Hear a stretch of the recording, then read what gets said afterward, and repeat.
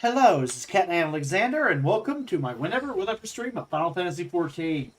I've been doing some off-stream theory crafting about the potential plot of 7.2. Now that I have new information to work with, that changes my predictions. Hilariously enough, only slightly.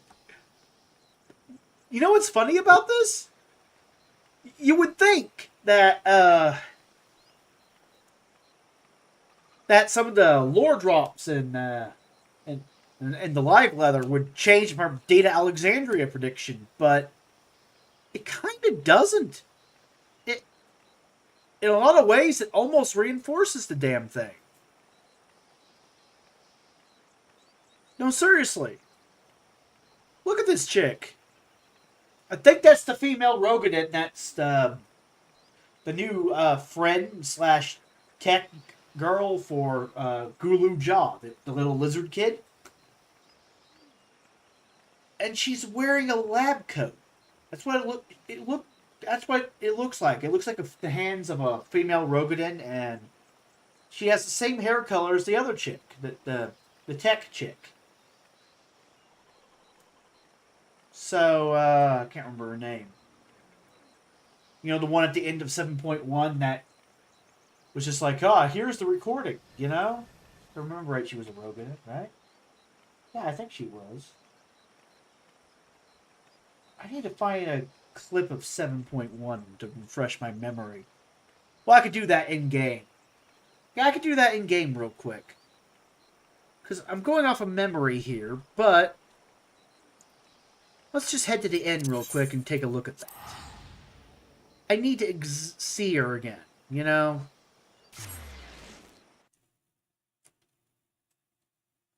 Especially her hands. I need a hand comparison.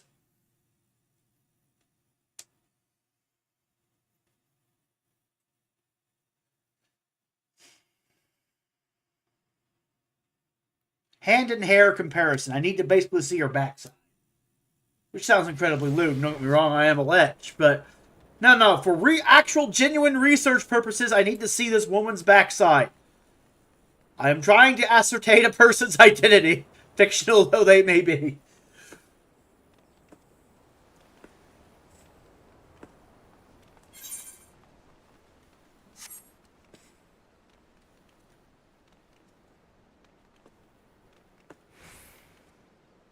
Basically, I need to check the lineup.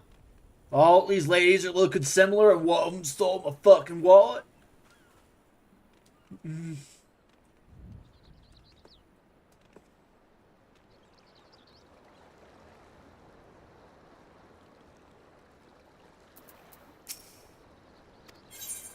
Tied to my room.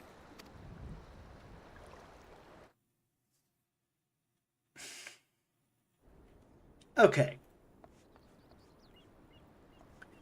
The Unending Journey.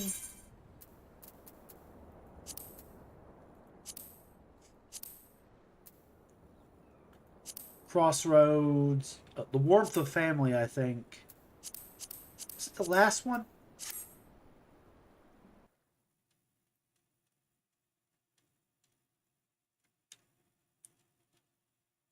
I can't remember when the quest transitioned to.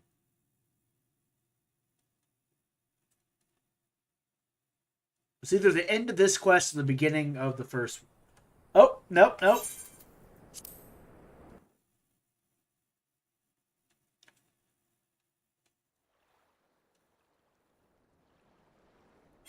Okay, so the recording happened in Crossroads. Let's check the beginning then.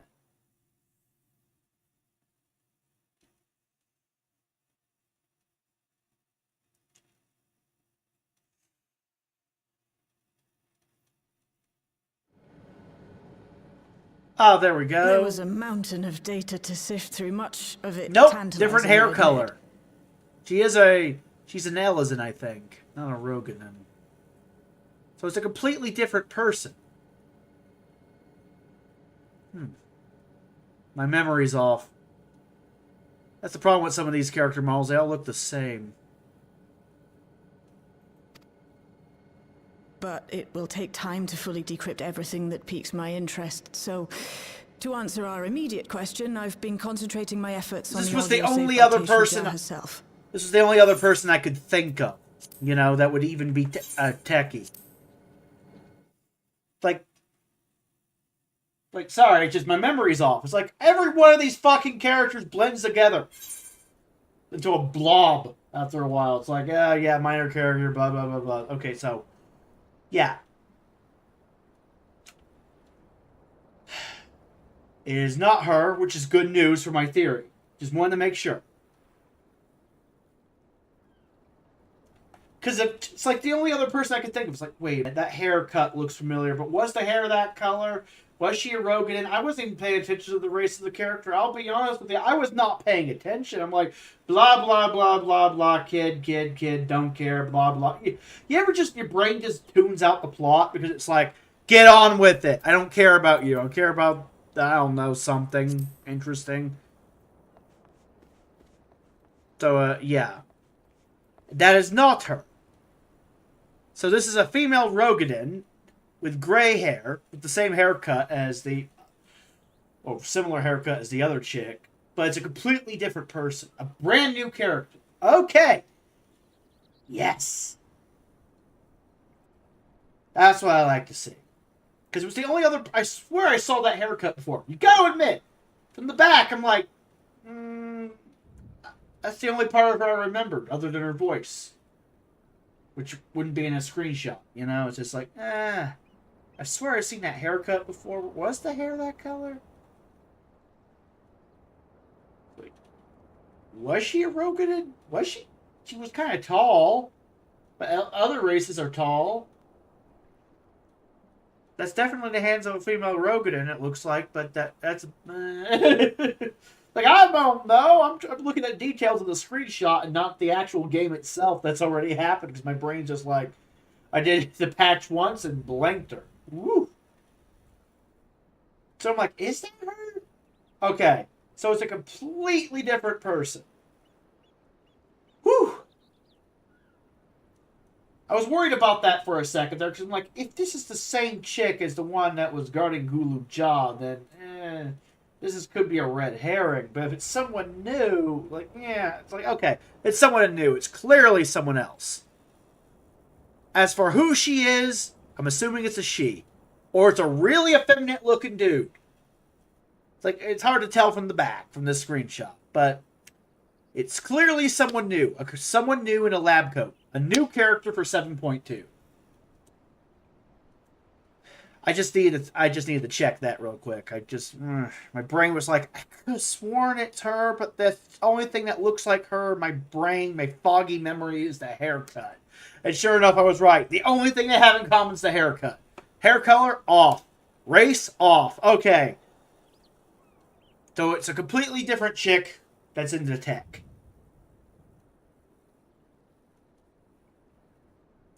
It's someone brand new.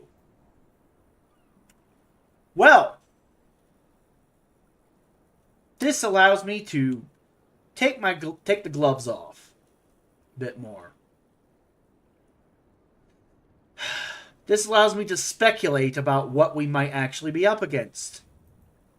Because now that I've determined that we have a female Rogan with gray hair wearing a lab coat that has no relation to any of the previous characters, well, now I solved that. Now I was just thinking about this today, just theory crafting. Like, but who is she? It's like, this is the problem with every model in the game looking the fucking same. You're like, I saw that haircut before on someone else. A lot of someone else's. Is there anyone in Dawntrail with that haircut? In Alexandria? Oh, just that one Elizabeth chick? This is a Rogadin. Wait, was she an Elizabeth? Maybe she was a Rogadin? What was her hair color? What was her hair color? I wasn't paying attention to that part. Like, so yeah, I just needed to sort that.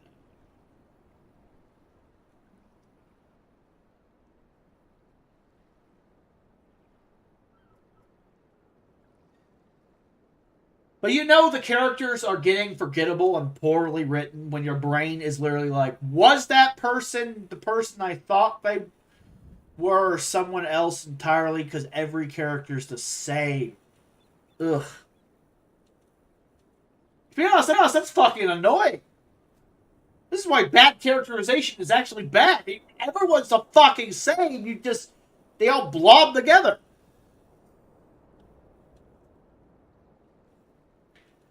It's kind of annoying. Ugh.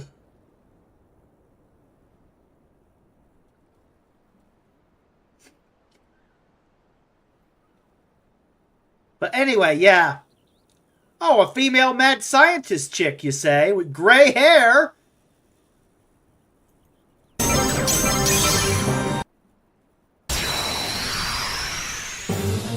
Oh, yeah. Female Zexian. That's what I'm predicting. Go!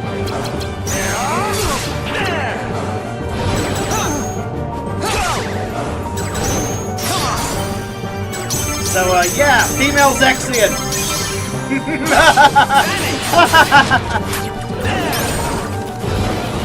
Which really works well with, I haven't pulled up this clip yet. In fact, I don't really need this clip. I mean, Hojo and Dr. Sid are both very similar characters. They could, same as Zexian. Anyway, I don't really need that clip. I'll save this one for later. I do need to bring up for potential dungeon boss. Need to bring up YouTube. FF9 Tantarian. Tantarian. There we go.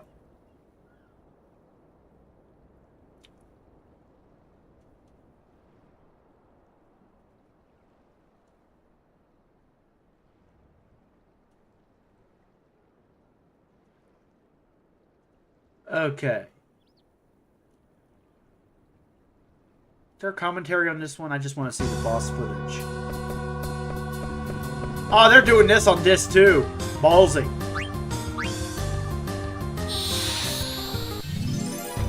Since we're dealing with the Alexandria Castle dungeon, and we have a woman that looks a lot like Zexian, who's a dark scholar that uses wind and darkness, then I mean, demonic book from FF9? You're starting to see how this is all coming together in my head?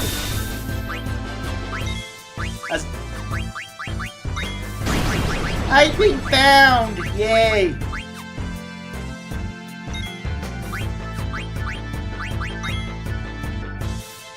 I'm starting to think we found the first boss of the dungeon.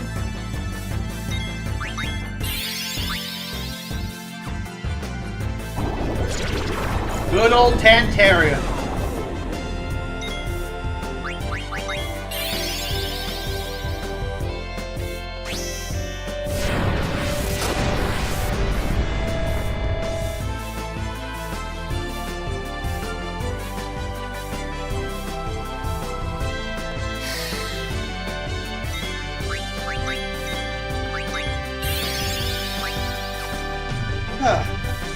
I'm gonna watch the boss fight. I want to see someone kill this on this too.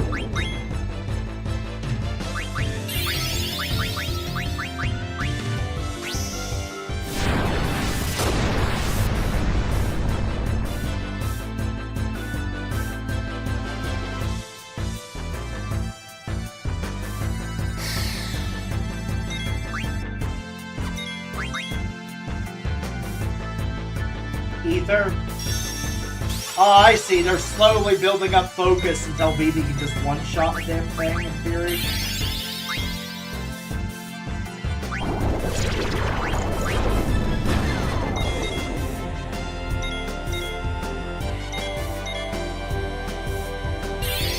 Burn. How many focuses was that? Okay, that was a lot of focus.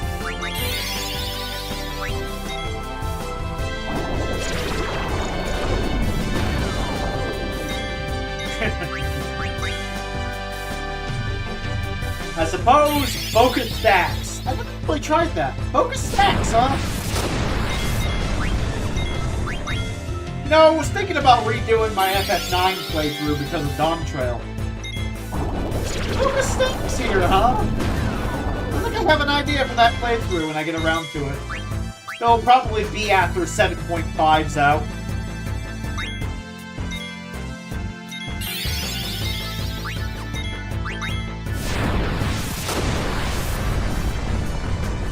Oh yeah! Burn that book! Oh no, I just realized! Book burning is bad. I can't advocate for that, sorry. Sorry, I have to let the demonic book kill everyone. Burning books is morally wrong. People might call me a Nazi online.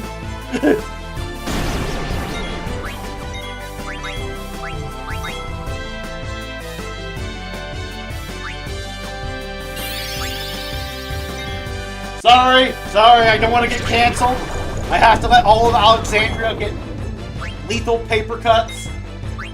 It has to be done. It is what it is.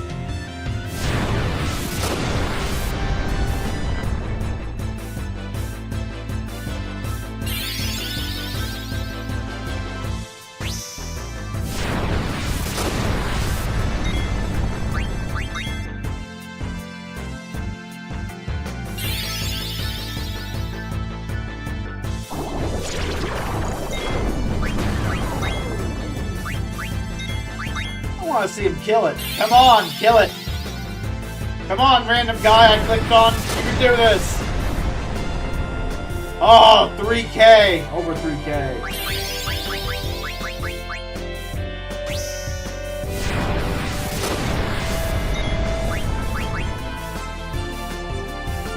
Ooh, Demon's Mail. Nice. I did say, I think in the description of the video we sold it, so I mean, it's not really a twist, but...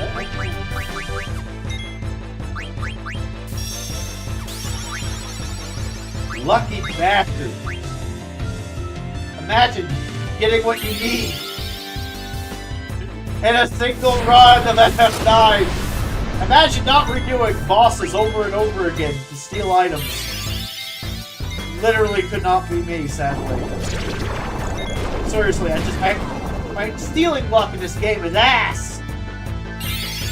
But yeah, first boss of the dungeon right here.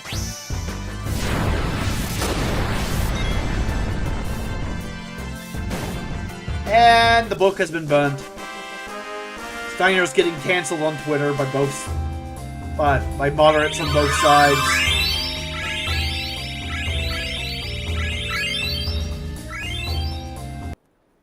Like, what? You burnt the book? You're not allowed to do that.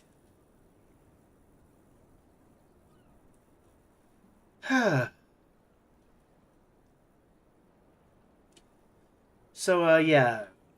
There we go. So, my prediction is, Discount Female Zexion is one of the bad guys and is working for Speen. Or, well, the evil Speen. And, yeah. Probably works for Preservation. Works for the evil villain organization, if you will. Most likely will be a dungeon boss in 7.3. I don't think we'll fight her in the dungeon itself. But I do think that Voidsent book, that Tantarian, like, yeah. Okay, it's a demonic book in FF9, but it'll be Voidsent because 14. The Voidsent book, Tantarian, will be the first boss.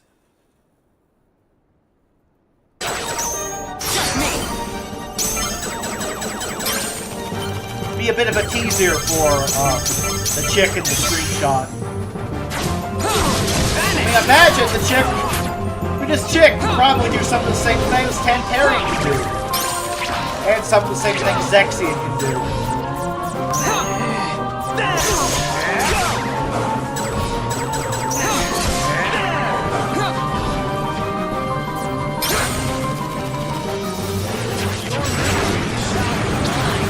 See what I mean? Dark Tornado Scholar.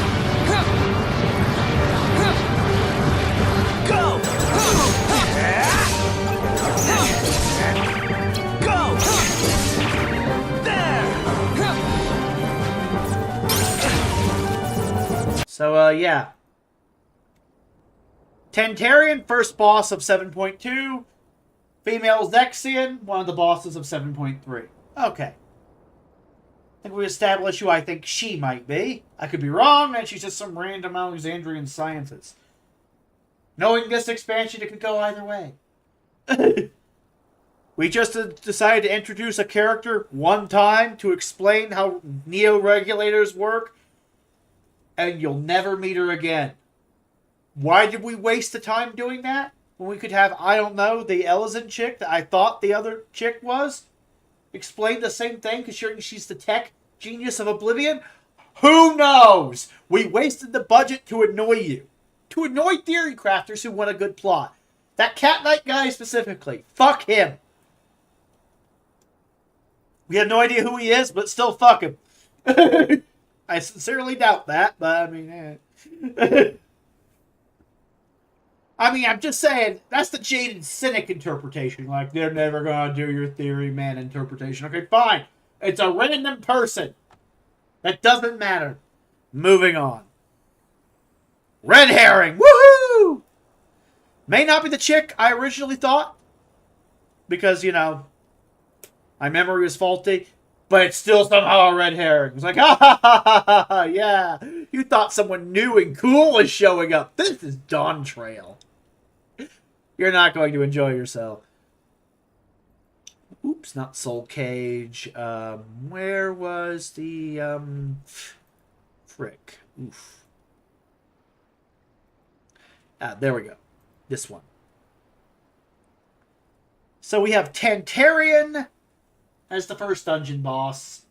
The last dungeon bosses will probably be Zorn and Thorn. I don't think we're getting Melted Gemini until 7.3.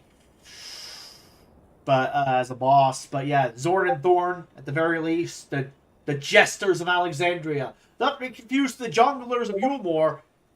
Yeah, last two bosses of a dungeon. Which I should probably bring up Zorn and Thorn. The only question is, who is the mid-boss on the way? And while I do that, I need to actually go to the restroom because I drank too much Pepsi. I'll be right back.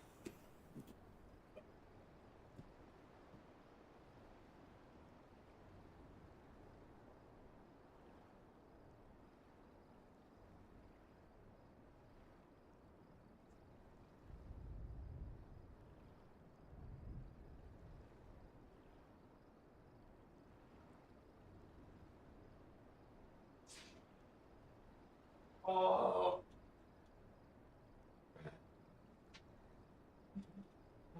Thorn.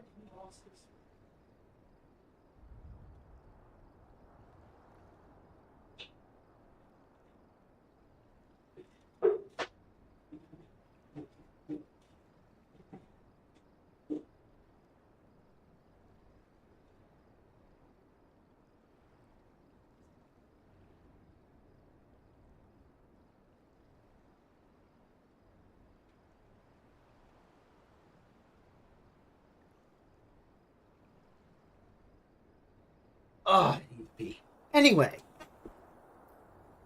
I think Zorn and Thorn are going to be the end bosses, but the mid-boss, phew. Damn, what would the mid-boss be?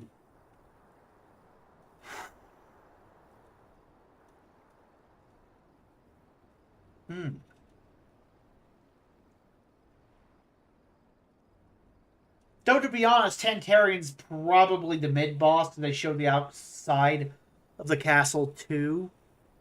Assuming the outside of the castle is just...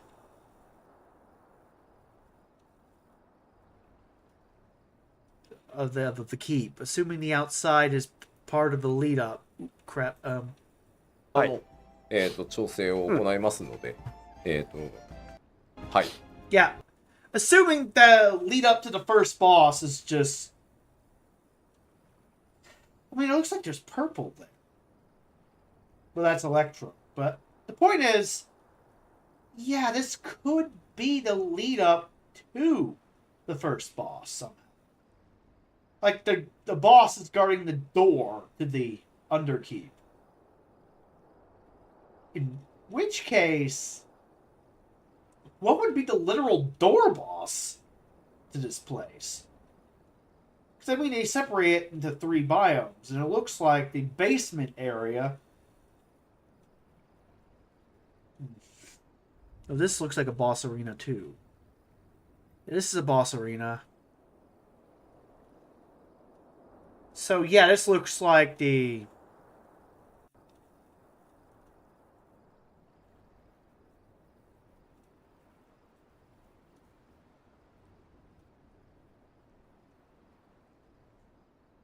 Yeah, this looks like the Alexandria entrance room where Tantarian is, where the library is. So, Tantarian's here. In fact, this arena looks very much similar to like one of the arenas where you fought another book in the Heaven's Ward dungeon. So yeah, this is the first boss area, probably.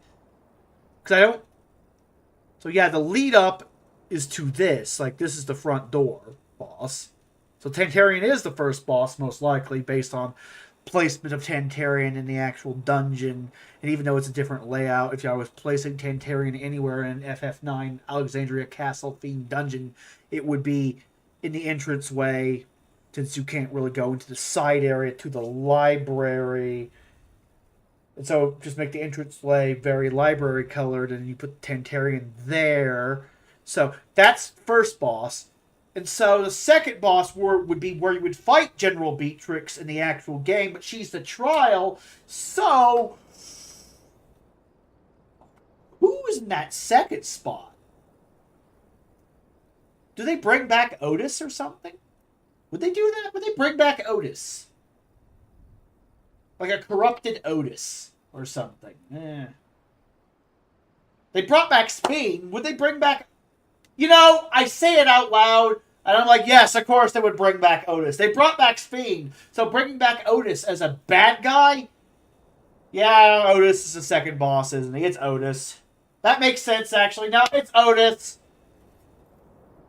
It's Tantarian, Otis, Zorn, and Thorn. Okay. I thought about it, like, for 5 seconds. Like, no, it's Otis. It's bloody Otis. It's Steiner 2.0. Guarding the path to Beatrix 2.0. It's like, okay, fine. They bring him back. But he's evil this time. Like, he's corrupted by darkness or something. Or reprogrammed. Or insert literary cliche for why he would fight us here because he's a robot. Okay, moving on. So yeah, Otis, which we've already seen Otis in the MSQ. We already know him. He's basically just Robot Steiner. And then we have, of course, Zorn and Thorn, who most FF14 players haven't met yet. So let's just do Zorn and Thorn.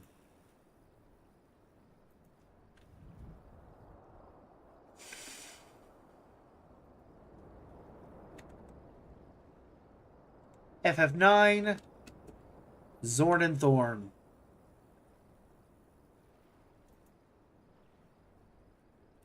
Oh, that's Melted Gemini. There we go.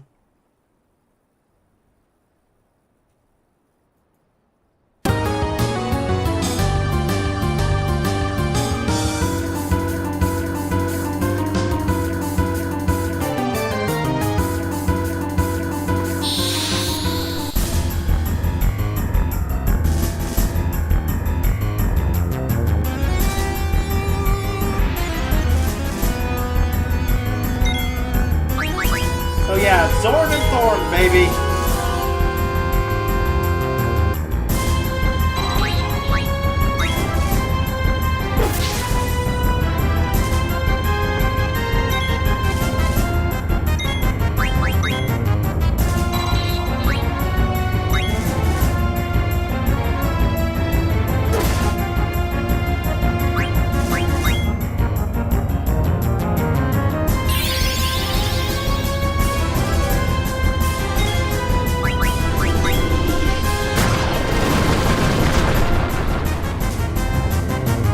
So Meteorite and Light Flare. Except since it's an actual FF14 boss, Meteorite will probably be running around screaming like a little girl avoiding meteors, and Light Flare will probably be, you know...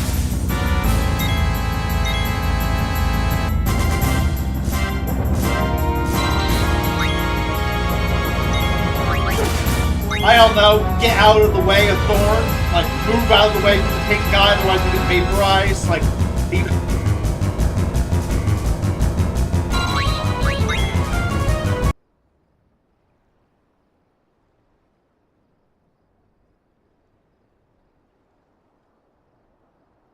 So yeah, you get the idea.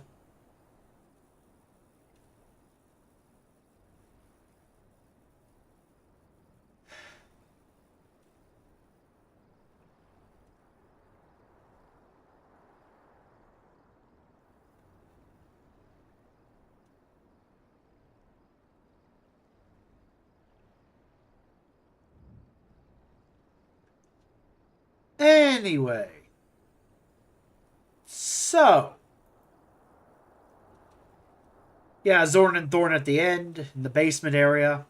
And instead of Garganru, it's just... Well, the trial. Which, let's actually get to the trial now.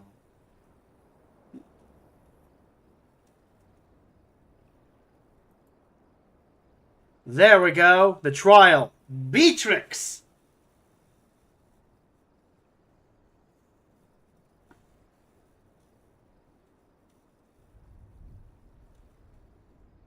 Huh.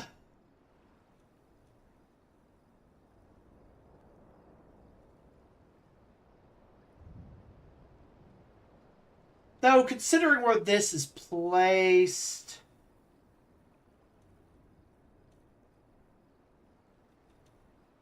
This looks a lot like... where we normally fight it. The layout of the castle in this version could be different.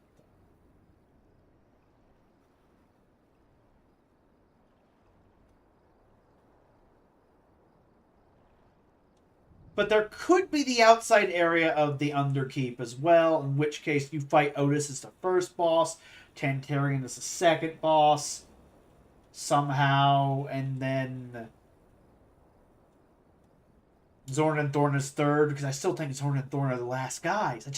That's the only place I could think of where you would place Zorn and Thorn in this situation, right before Beatrix. It's just symbolic. That's where you fought them the last time. Even if they're joke bosses, they shouldn't be the first boss. You know, not unless you're going to do Melted Gemini as well. In 7.2. But then, wouldn't you want the two-phase boss at the end, too? Unless you've already established them? Like, if I was doing this, if I was doing, like, a refight with the same boss as for story reasons, the joke fight be at the end of the first dungeon of 7.2, and then would have Melted Gemini in Phase 2 be at the beginning of the first dungeon of first boss of 7.3, just to, you know, drive home the point that, oh, they're back, but they're stronger. I love it when games do that, where it's like, oh, you're fighting them again, but it's not the same fight. And I would just fake out the player, like, oh, we have to fight these jesters again.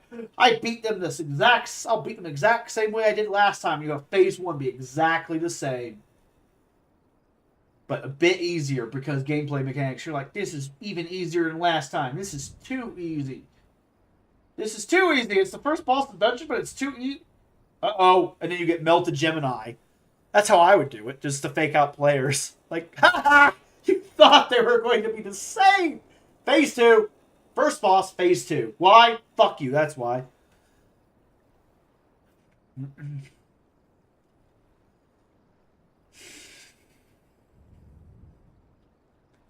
Whereas if you do it the other way around, like they're the joke bosses of, like, you know, the beginning of the dungeon, and you do it at the end, you're going to be like, well, this is the end boss of a dungeon, and we fought these guys before. They must be stronger now. Whereas if you're fighting them at the beginning of the next dungeon, you're like, it's just refights.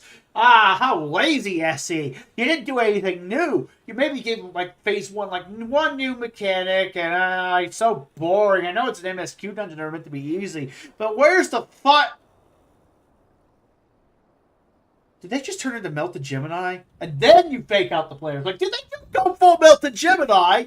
Oh, that was only 50%. That's how you would do it. That's how I would do it if I was, for all the people who haven't played FF9 who are like, ha ha, what a fucking joke. These jesters again literally simulate the exact same response you had in FF9.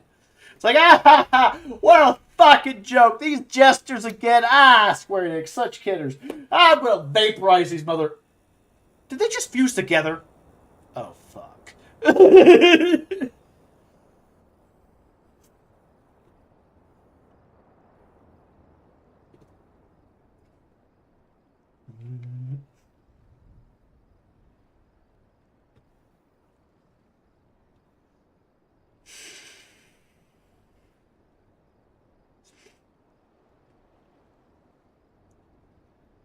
Anyway, and as for Beatrix, I think the trial boss is, since it's robotic Beatrix, I actually think, let's get a better shot. Oh, this is a way better shot. Yeah, they took this screenshot well. So, based on the trial arena, this does look... It's hard to tell where in the OG game this is based on, and even then the layout could be different. But yeah, I think it's on the based on the upstairs portion. The only question is it a place I'm thinking of where we fought her last time? Is it like the Queen's room? That would make sense. And I mean, Gargan Rue wouldn't be here in this version, so what would be even further in the furthest deepest part of the Underkeep? The only thing I could think of are cryostasis chambers for people in stasis, like the other Speen, which would lend credence to my Data Alexandria theory. Like they're all asleep down there. Instead of Gargan Rue, it's stasis pods, like Final Fantasy IV. So, okay. That's what I would think would be behind a hidden switch that we would find.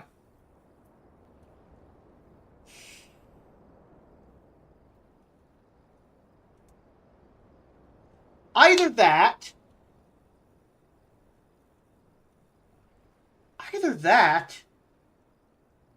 or they're combining together FF4, FF8, and FF9, and we're going to get the Lunatic Pandora, like a floating Everkeep off the coast of Tyrol that we can only reach with the Ragnarok.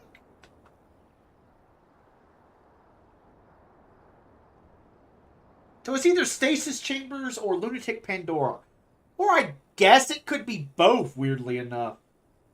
Yeah, that would actually increase the urgency, now wouldn't it? Not only can the Lunatic Pandora attack the rest of Aetheris, which would be bad, especially for Tyrol's reputation. I mean, an attack coming from an unknown nation? Ooh, that could start a few political conflicts. We have to put that down ASAP. We would have to go warn Charlian. We would also need the Ragnarok, not just to explore space, but also to, blow a hole in the damn thing. Especially if the floating Underkeep is just Lunatic Pandora 2, Electric Boogaloo. Kind of like Otis is just Steiner 2, Electric Boogaloo, and this is just literally Beatrix 2, Electric Boogaloo. You know what I'm saying? Like, it's just Electrope Lunatic Pandora. Like, that would be a problem. And it would probably take a while to retrofit the Ragnarok with weapons to blow through the shielding, which would, delay the patch. Basically, it would give you an excuse for why we're not doing it immediately, which gives you a place to end the patch.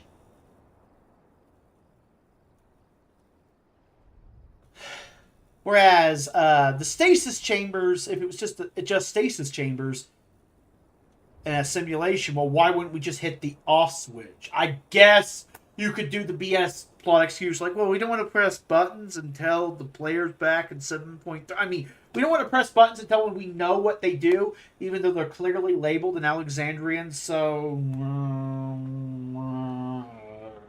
come back 4 months from now? It's like, no, you need a bit more than that. Also, what's the dungeon of 7.3 then? Oh, we found the stasis chambers. Well, what's the Queen Eternal's plan? What does she want? Why would she even be down here? Oh, yes, I want to corrupt the people in the stasis chambers, and either she corrupts the people in the stasis chamber. 2 trials?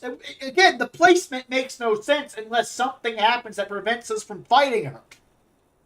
And the only thing I can think of is that she activates Lunatic Pandora. This trial boss, despite being incredibly damaged, pulls a mobile type 8, throws us out, and we have to come back later. See, like, we have to be kicked out somehow. Like, we have to, the Scions cannot be allowed to get to the basement unimpeded.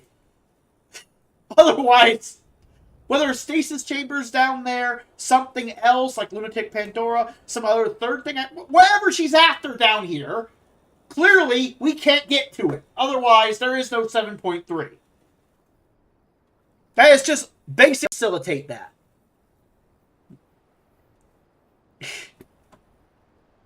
Otherwise, there would be 2 trials. Which I suppose that would be ballsy on Square Enix's part. 2 trials in one patch? 2 MSQ trials? Like, Beatrix and then the Queen Eternal right afterwards? Oh, that would be a twist. Do I think they're ballsy enough to do that? No. Also, they said it would go until 7.3, not 7.2, and if we kill her there, well, what are we doing in 7.3? It circles back around to the original problem. They already told us that it's like a 3-patch arc, so there has to be 3 patches.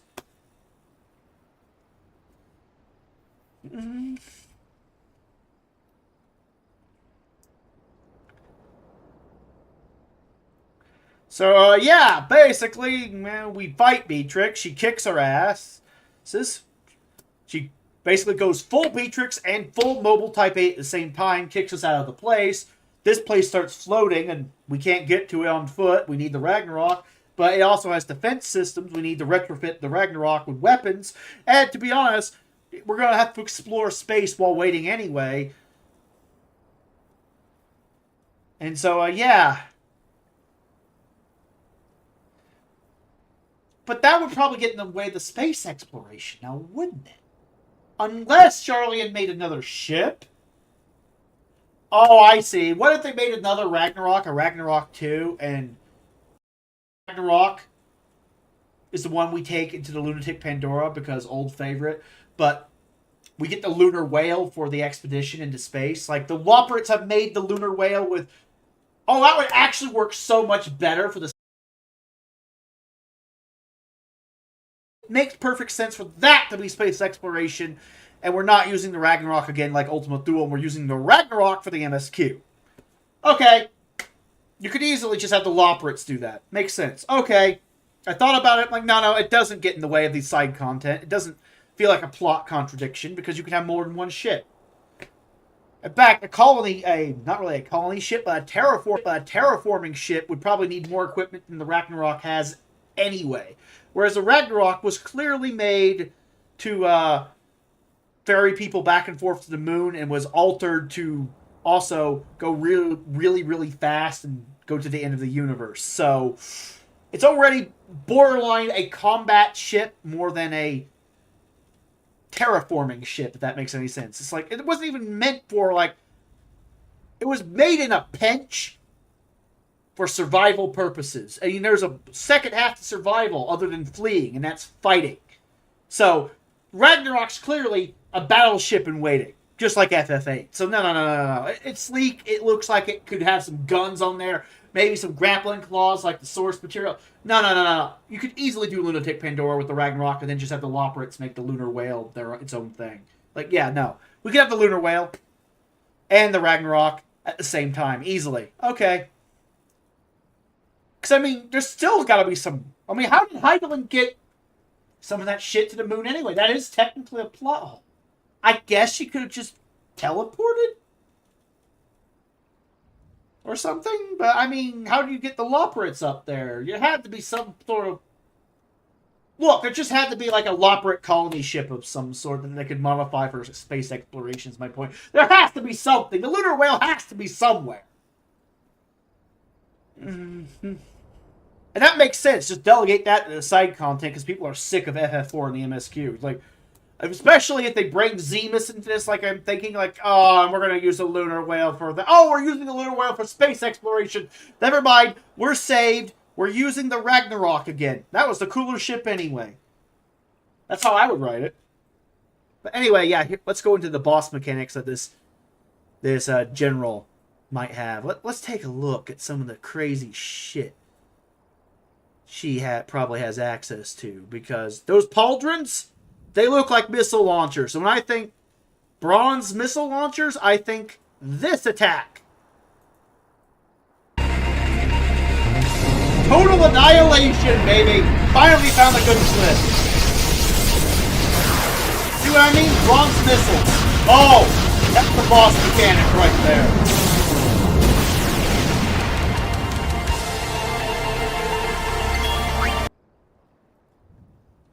And, well, if Alexandria is a simulation, the people who are awake is actually, you know, are actually dreams, like dreams of people in the stasis chambers, then, well, what was the boss we fought before Tidus? We found out he wasn't a real boy, and then, I'm right, Cryo finds out she's not a real girl. Well, it would make sense for them to share an attack. And this is a robotic Beatrix, so, I mean, with missile launchers, so total annihilation's now on the table. If any boss was going to have total annihilation, it would be this one. It screams total annihilation. From those shoulder pads alone, just missiles firing out of them at us. And Noshi P mentioned something in the live letter about how there were dents on the floor that shouldn't be there, which... Look, if I was to use Total Annihilation as a boss mechanic in 14, blasting holes in the frickin' ground with missiles, I don't know, that would make it work without the whole, you need... I played Final Fantasy VIII.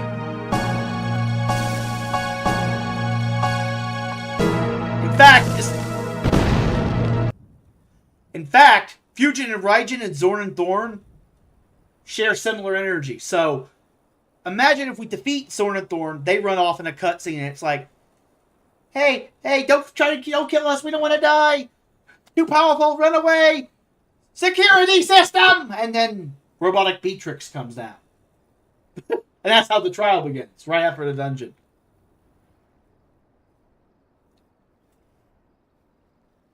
And then we just get the Mobile Type 8 experience, but with Beatrix.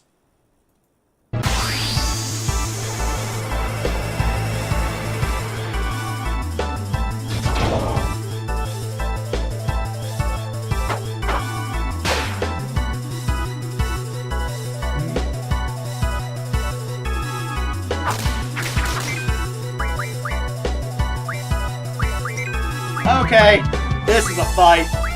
Well, not really. There's no real hard fights in FF8 if you know what you're doing, but still.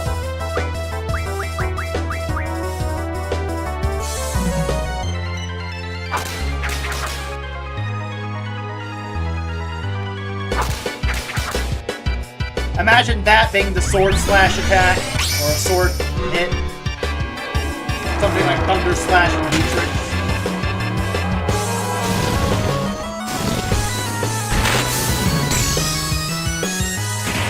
Oh yeah, hit the robot with a train, baby!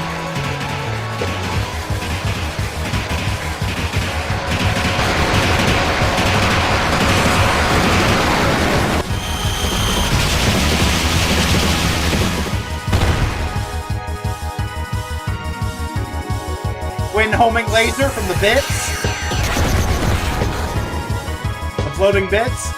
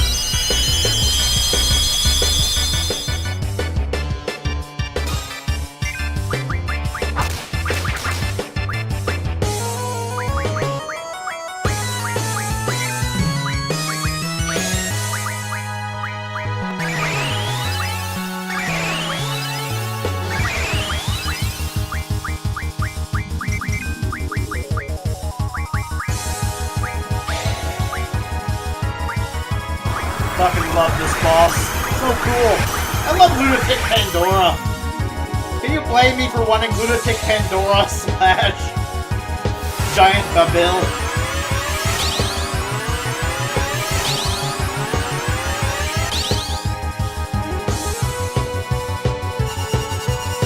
And there we go. Loading bits. Imagine the bits floating off to the side. And then this attack comes out. Instead of total annihilation, it's also Corona. Oh! Her chest opens up, and instead of Booba, it's oh crap, Death Ray! Boom!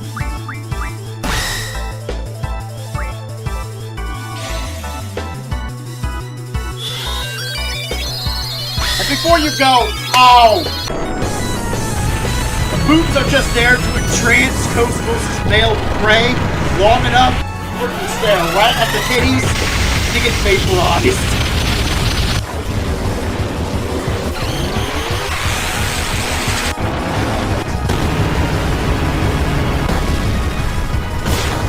I guess the lesbians would be entranced too. You get the point. Is anyone who likes Keto Flame? Potentially.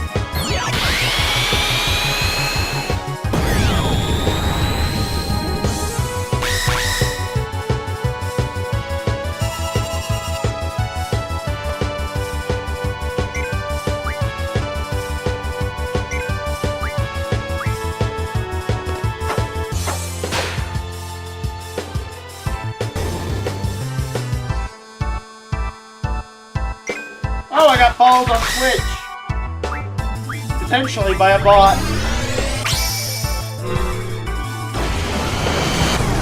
Let me refresh. Does it say 89 followers now?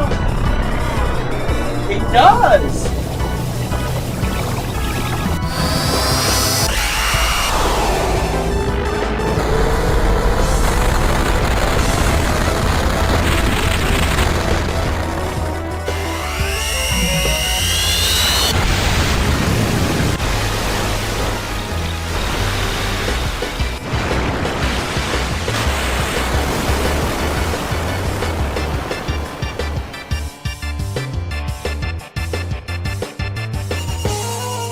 Damn, my stream is unstable again.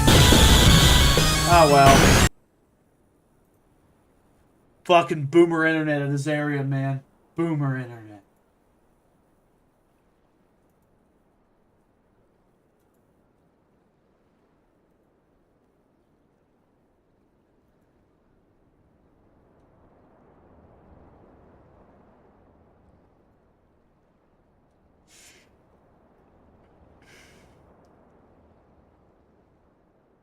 Ugh.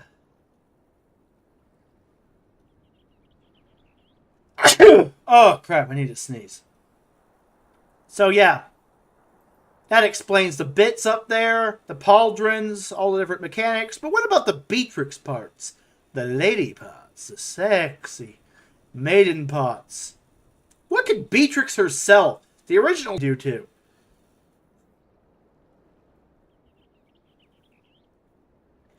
This is the last fight with Beatrix in FF9, so it'd probably be the version I would use as source material.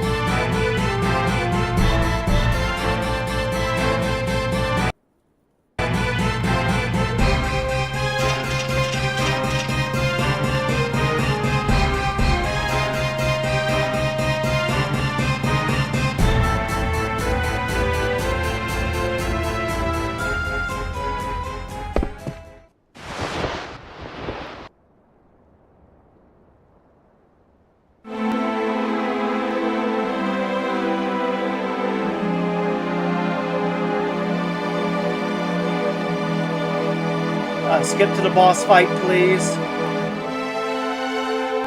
See there? Zorn and Thorn. Zorn and Thorn also summoned Beatrix. So it makes sense to combine Fusion and Raiden and Zorn and Thorn together this time around. Especially since we have Robot Beatrix.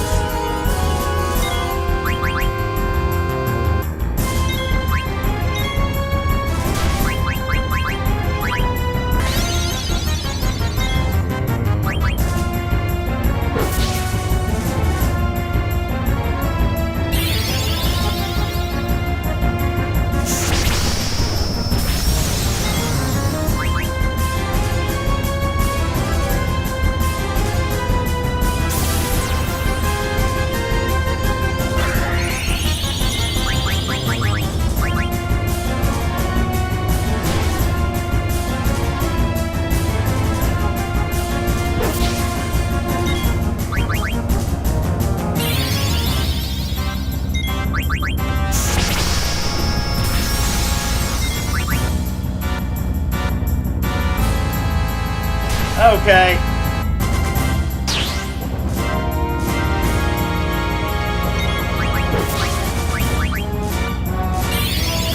Kira. She has Kira, Thunder Slash, Shock, Stock Break, Flame Hazard. You name it, she's got it.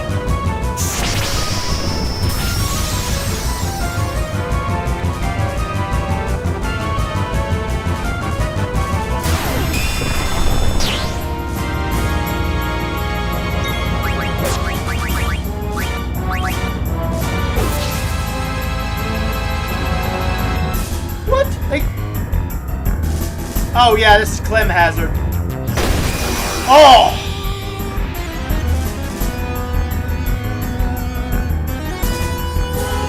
Did she use Shock in this fight? Did I miss it? Did I blank it?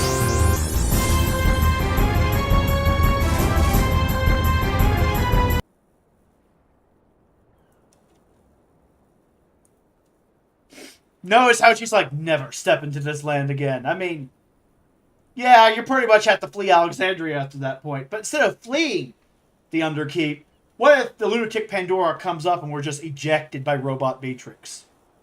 Like, never step into this facility again. Get out of here. Bye!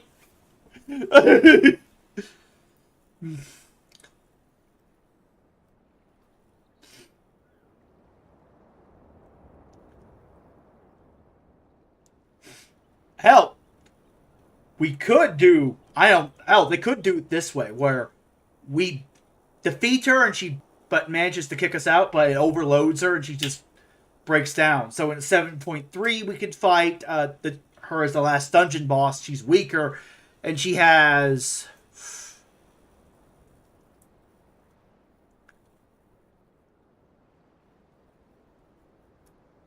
Well, I mean, this is not exactly the right Cypher fight, but that Cypher fight was more scripted with Gilgamesh and Odin. Not exactly a good for an FF14 boss fight. Maybe for a cutscene afterwards, but for boss mechanics, Demon Slice. Because I'm predicting the Void being involved this expansion, Dawn Trail. So let's just say Zemus is a Void Scent. His soul is possessing Speen's Replicant, Replica, Data Speen, Dream Speen. Like, look, it's Final Fantasy. There's been many versions of this trope. Point is, she's artificial. She's not the real one. She's not a fake. She's really, really mad at the real one. Wants to become a Queen Eternal. Wants to basically become a god and make an eternal kingdom where everyone kneels at her feet because she's a Delulu. And she's possessed by Zemus the same way Adia was possessed by Ultimecia, and you get the point.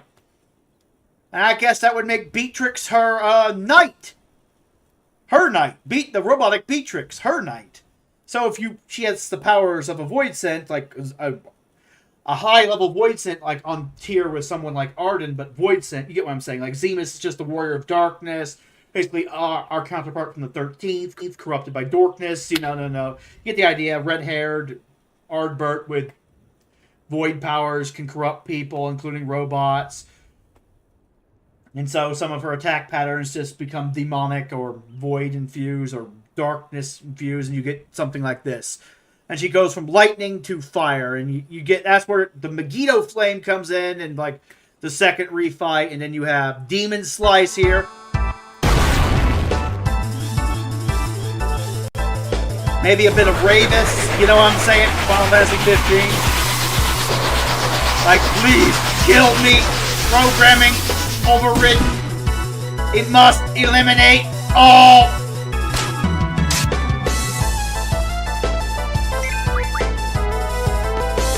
And you could just, I don't know, since this is right before the trial boss, before I'm mind-controlled replicant of Speen, where is the actual fight that takes place after this? Cypher Adia boss battle. There we go. The end of Disc 2, baby. You could incorporate the previous trial boss into the next trial boss if they wanted. They could do Final Fantasy VIII. They could just have a corrupted Beatrix infused with the Void, kneeling like a lapdog at the Queen's feet.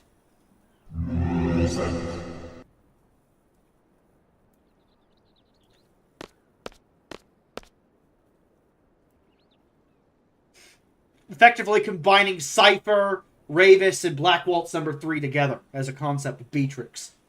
In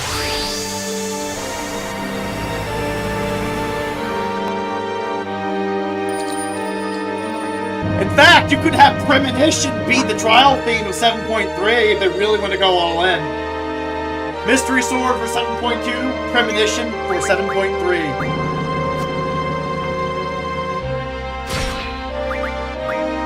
Accursed sire! You will not stop my Templar machinations! I can just see it.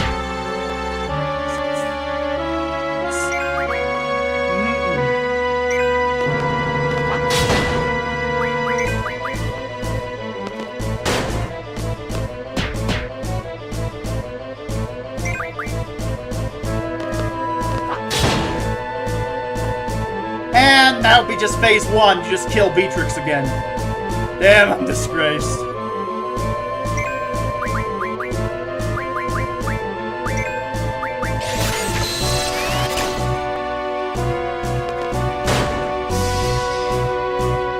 Defeated, useless fool!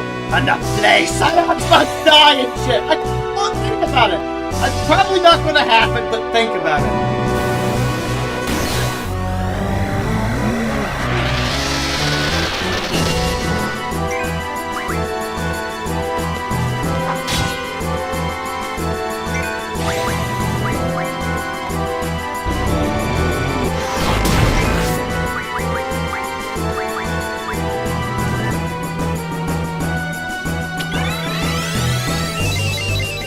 You just combine Galbadia Garden and...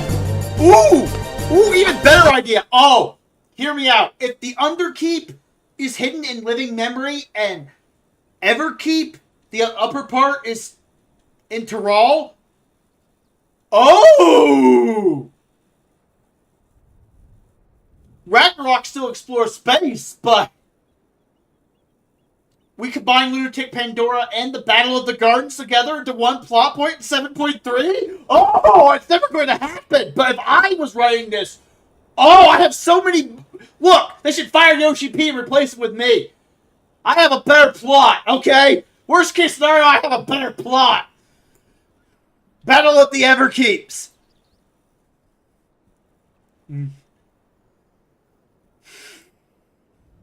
Just saying. Lunar Cry into Battle of the Everkeeps. I would do it. Don't mess with me. I would do it. If I was in control of Dawntrail, I would fucking go there. Just reverse the FF8 plot points. Just you get the Lunar Cry first, then the Battle of the Everkeeps. Or I guess in the FF8 was the Battle of the Gardens. Speen versus Speen. Everkeep versus Everkeep.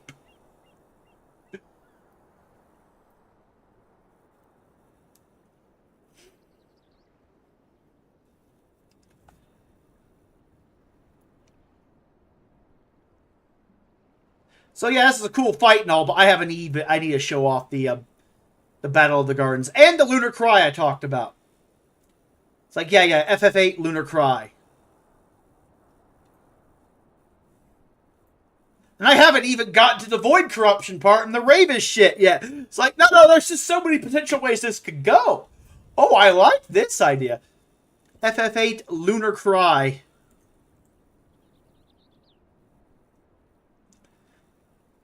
Actually, just FF8 Lunatic Pandora sequence.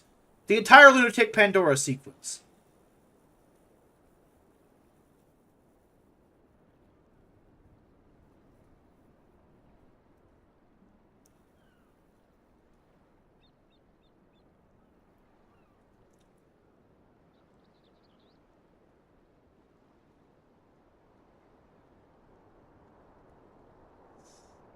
Woo-wee.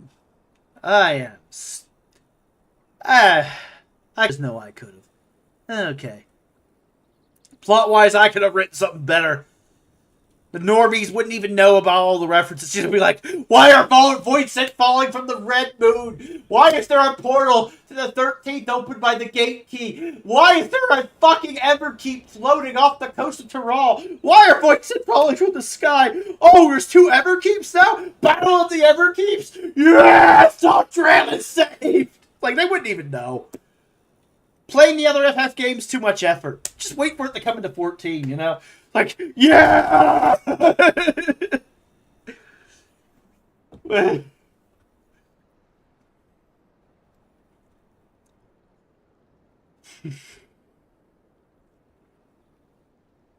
Just change up the homework a bit. No one will notice. It's not like anyone plays these games other than me. I really wish people played other FF games. Anyway. Where in the hell is, Oof. Okay.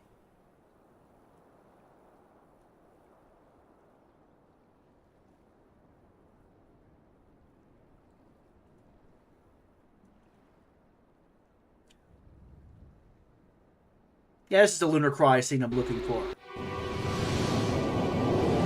Void sent falling from the red moon due to a dimensional fusion. Into the second Everkeep. With the power source of the simulation being the strongest Void sent, the Warrior of Darkness. Electrope stasis, similar to Adele, falling right in. Right into the Queen Eternal's grasp. The power of the Void at her fingertips. So close to being X-Death, only to get murdered by the real X-Death.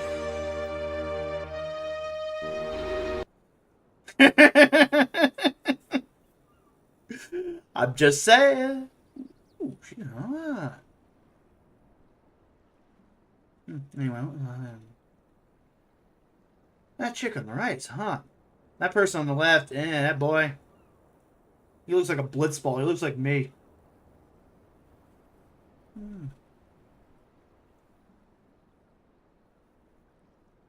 Oh, that's one of Nux's videos.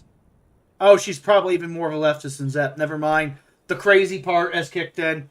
I'm backing off. I'm like, red flag, potential Democrat, red flag, backing off.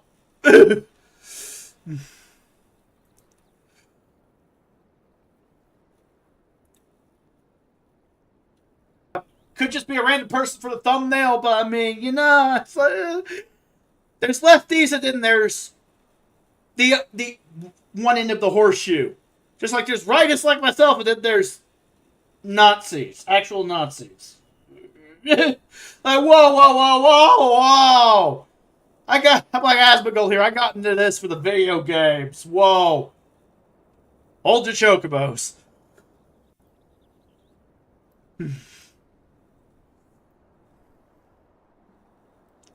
Anyway, what was I doing? To Pandora. Lunar Cry. Battle of the Gardens. That's what I was looking for. FF8 Battle of the Gardens.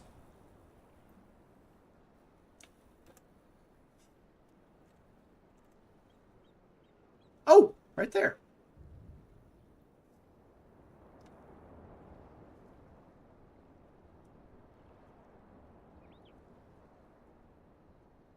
Oh, World of Long Plays has Part 9 Battle of the Gardens from the original PS1 version. The entire Battle of the Gardens. Ooh!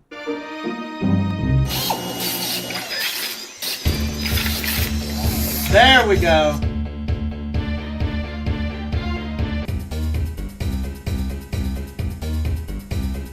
The battle is inevitable. Everkeep versus Everkeep. Alexandria versus Alexandria. Final battle time. Final battle of Dawn Trail. Ignore the other 2 patches.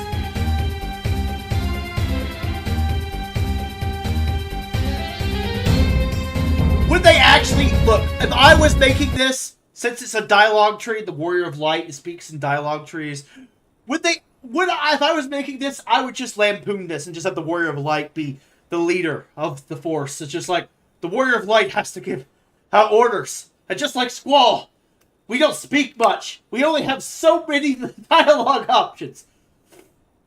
You know, protect the tacos. I would go there. I would put that option in as a FF8 reference. Protect the tacos in the Solution 9 cafeteria. Okay, because the Solution 9 food court recently got Turali tacos, and Wook Lamont keeps eating them, and I want one. God damn it! Protect the tacos. That is your number one order. Fucking two. Protect the Alexandrian civilians and the people from Tural that are currently here. Scions, meet me upstairs. Prepare for the attack. Prepare for the defense.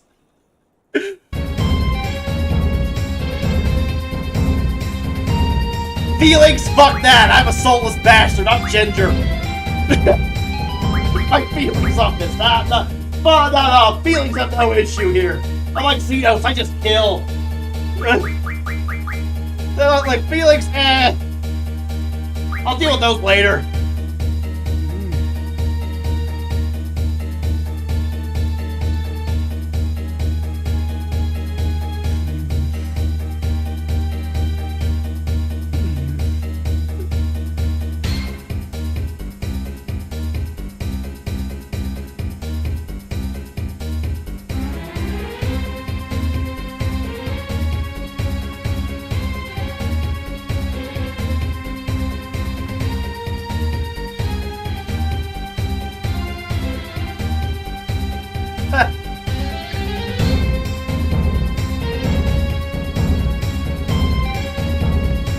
And then, of course, you have to defend the first ever keep in Solution 9 in a solo battle, and then let's get to the point where shit actually happens and shit gets good.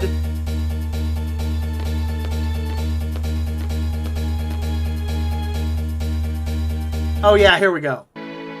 Oh, wait. No.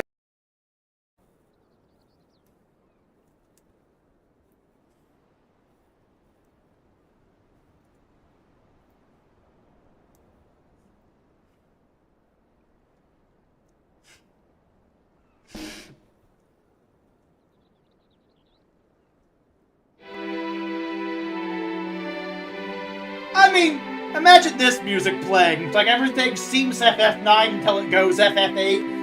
And it just had the FF8 soundtrack. Like, wait, what the hell? I just imagine people's reaction to my crazy idea if I was in control.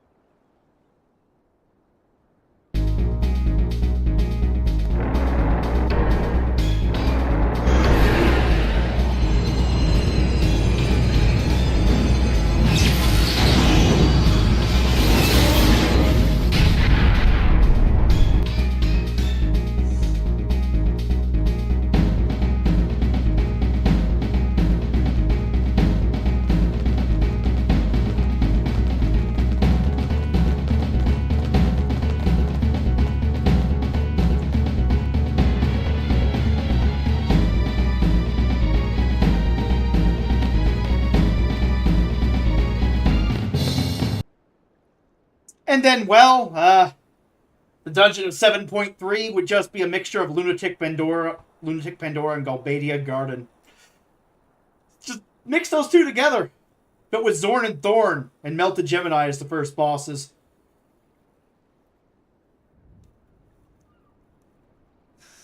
In fact, let's...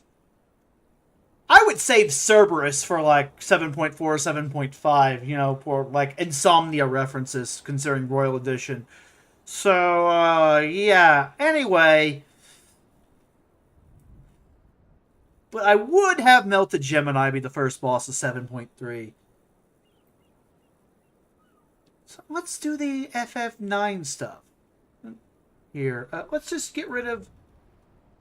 Well, time to do it on this tab. Because, you know, it's Zorn and Thorn. So FF9 Melted Gemini. They're the same character. Or character. Whatever. 2 becomes 1. We have Melted Gemini.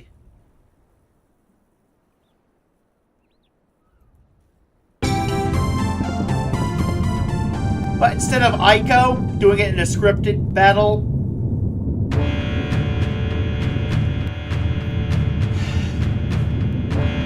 with Mog going trance.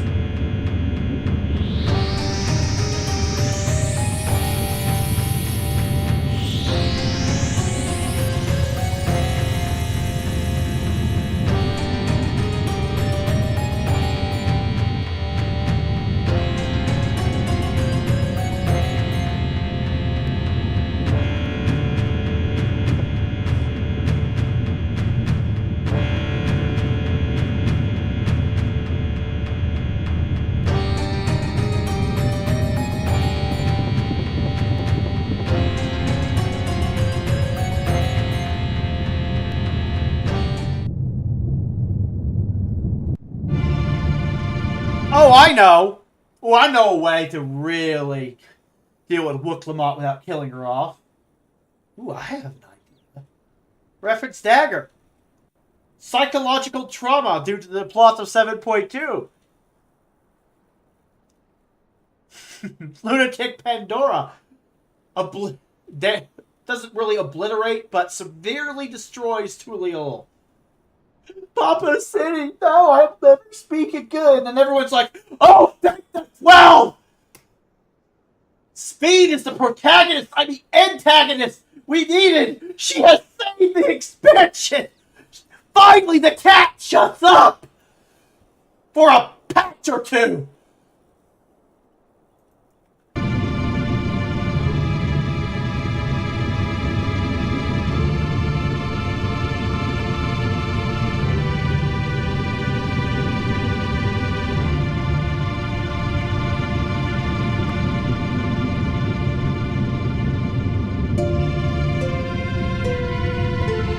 Zorn and Thorn are messed up. Trying to extract an Eidolon from a child.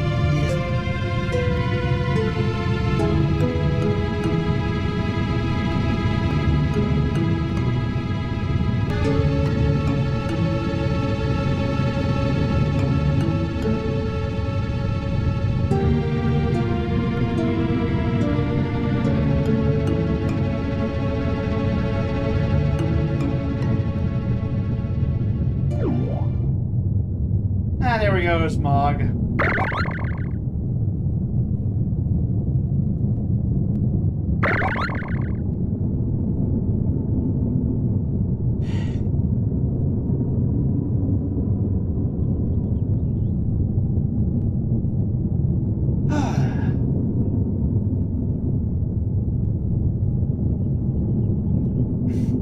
Anyway. Yeah, scripted fight, Zorn and Thorn die, they fuse together as Melted Gemini.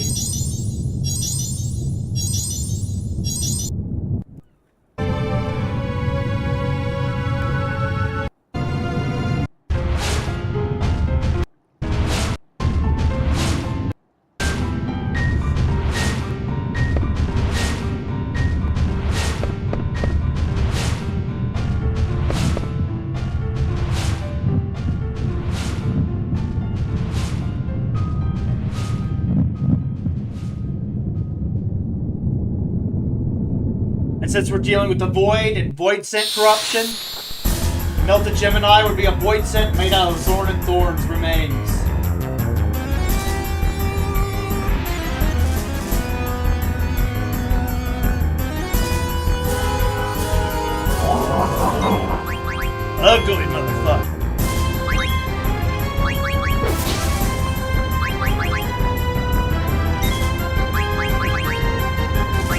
wings, virus breath, venom. It works.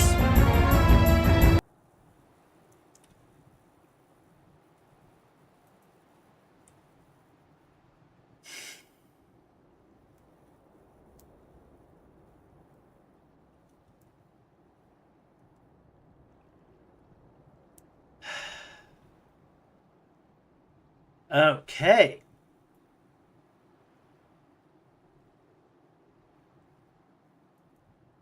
Oops, nope. Let's do with the Lunatic Pandora shit over here. Let's do FF8 Lunatic Pandora Assault.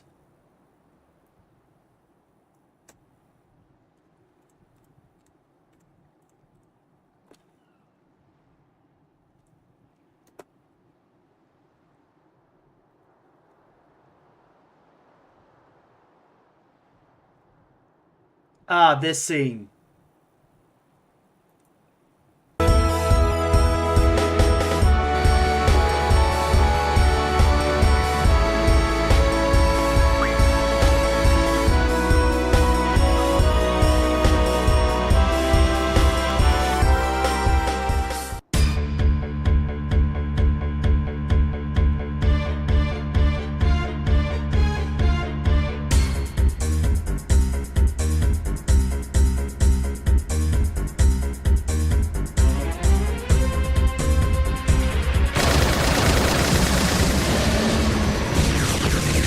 I mean, you could combine the two together.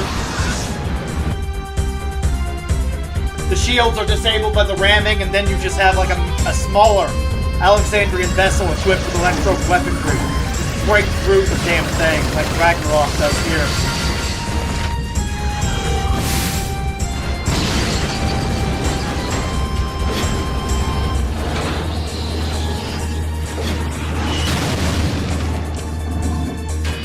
Boom! Lunatic Pandora now accessible.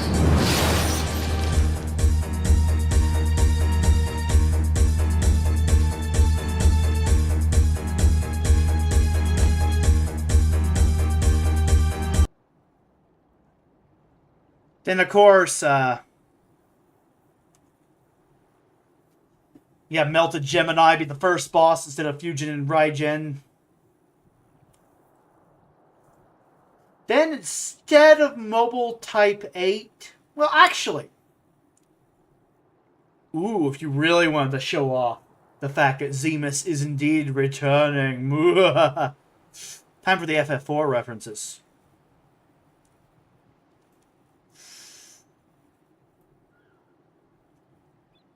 I mean, you're trying to disable the Lunatic Pandora and have it come down.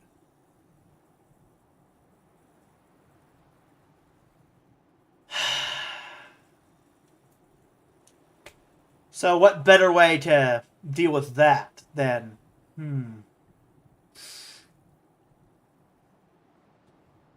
Though I suppose you could have the evil female Zexion be a thing at that point. Or you could save her for, like, Zemus's lackey, you know?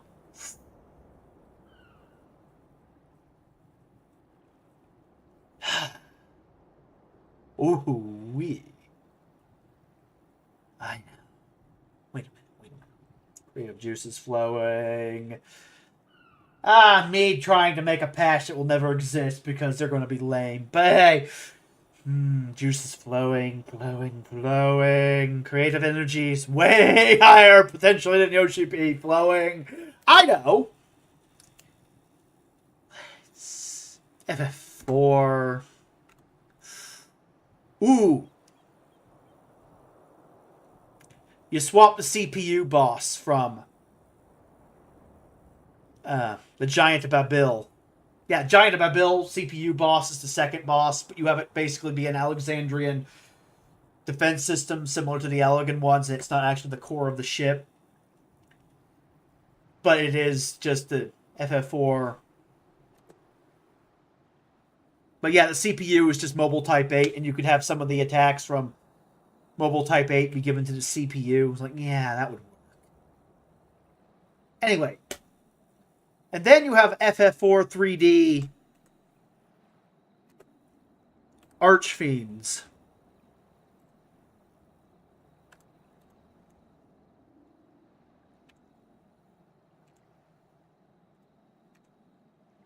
Archfiends.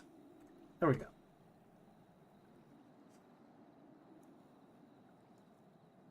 Okay, 3D version with the voice acting.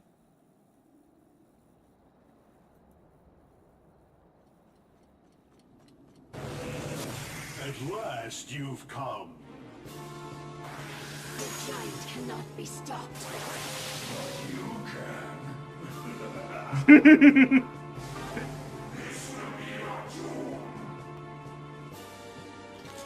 You again. Gifted us with life. To rob you of yours. How I yearn for this. Of elemental archfiends brought back with Electro. When last we met, you taught me a great truth. That many are more powerful than one. I'll restore you to full strength. Now this would be a 7.3 dungeon boss. Now, show us what power you possess.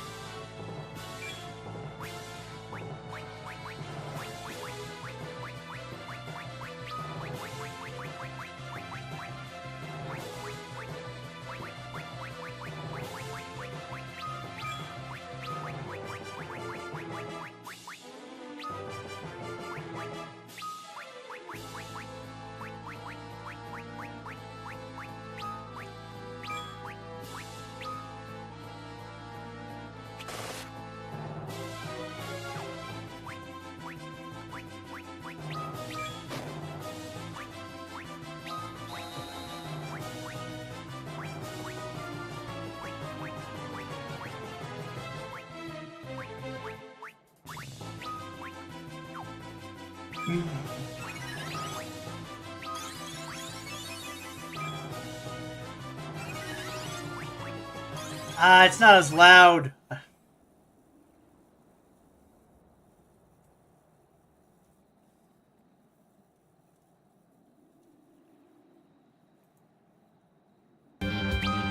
There we go.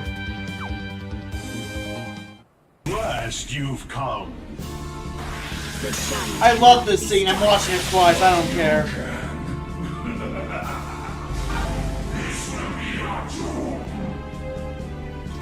You again. Gifted us with life. to rob you of yours. How I yearn for this. When last we met, you taught me a great truth. That many are more powerful than one. I'll restore you to full strength. Now, show us what power you possess. There we go. Scarmiglione first. Cognazzo, Barbariccia, Rubicante. Or I guess I could do it in the order of, well, the patches, the Endwalker patches. It's just Scarmiglione, Barbariccia, Cognazzo, Rubicante. Just in that order. Just the 4 elemental archfiends. 4th phase dungeon boss. Why not? Fuck it. 2 phase entry boss, 4 phase dungeon boss. That'll shut the whiners up about the MSQ not being hard enough.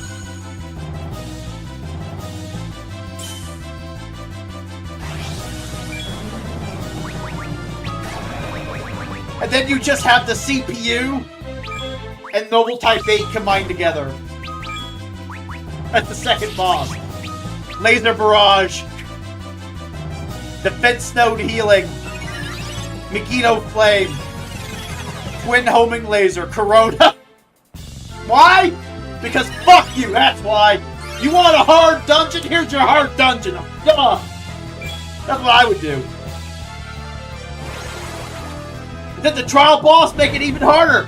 Why? Malicious compliance. Trance being possessed by Zemus.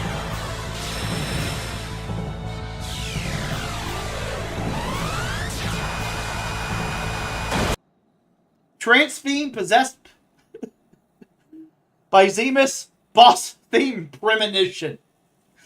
It's just Kuja and Nadia fused together. Why? Why not? End the fight, Ultima. Zemus still wakes up. Welcome to 7.4. The CPU may not blow up the Lunatic Pandora / Giant / Garden, but Zemus will.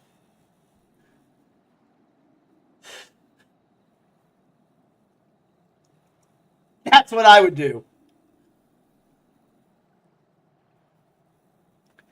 And then you just make it where Zemus escapes to Maricidia. But before he goes, he just leaves Tyral with that parting gift of darkness to deal with.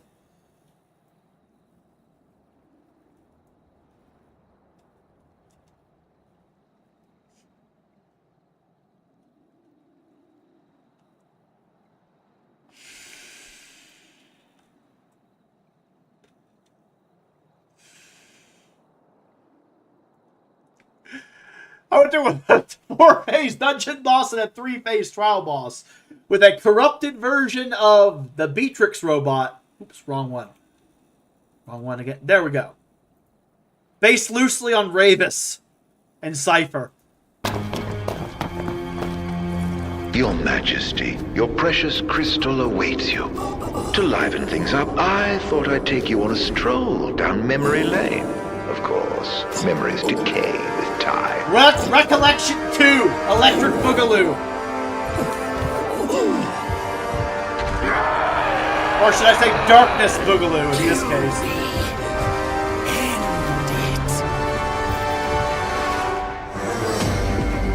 Is that Ravis?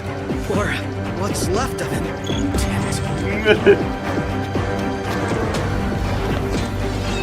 an eye on him. I'll keep both on him. That'll do.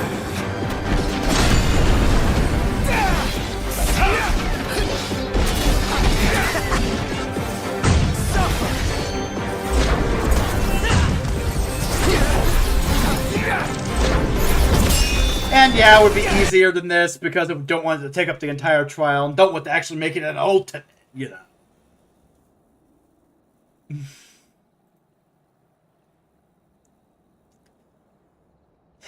That being said,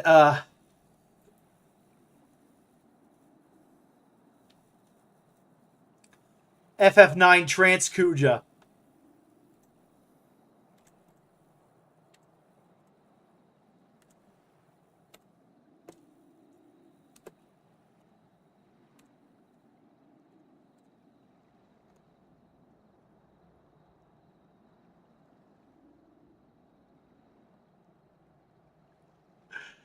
Oh, that would actually be the perfect... Oh! Everyone's expecting the boss theme to be Darkness of Eternity. But you just make that the patch name of 7.3. The Darkness of Eternity. And then you just have Queen Eternal. It's like... Or Trance Queen Eternal. Or Dark Queen Eternal.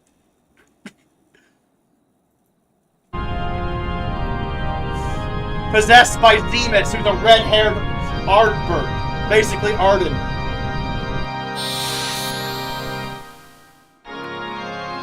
And this is just fighting the soul of the next expansion's big bad. This is just a teaser, okay? That's how I would do this.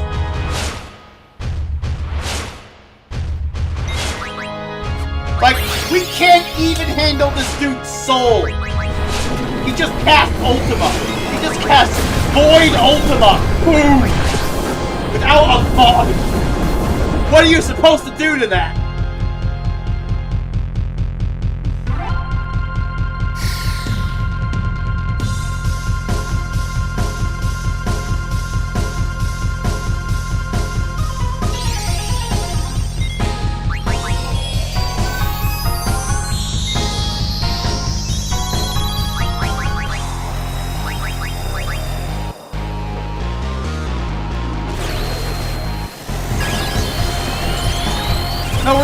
just combine the two Kuja fights. Like, the one from the end of Disc 3 and the one at the end of Disc 4 together. Basically, you would literally just have the Speen replica all at once. It's just, oh look, Void Corrupted Beatrix. I mean, since you could have Void Corrupted Beatrix as the second boss, you know? Like, since it's kind of mobile type 8-ish anyway, you just put Void Corrupted Beatrix somewhere in the dungeon. Then you have the Elemental Archfiends driving home the Void aesthetic. How things are getting increasingly darker after the Lunar Cry. And then you just have Speen replica and then Trance Speen replica. That's...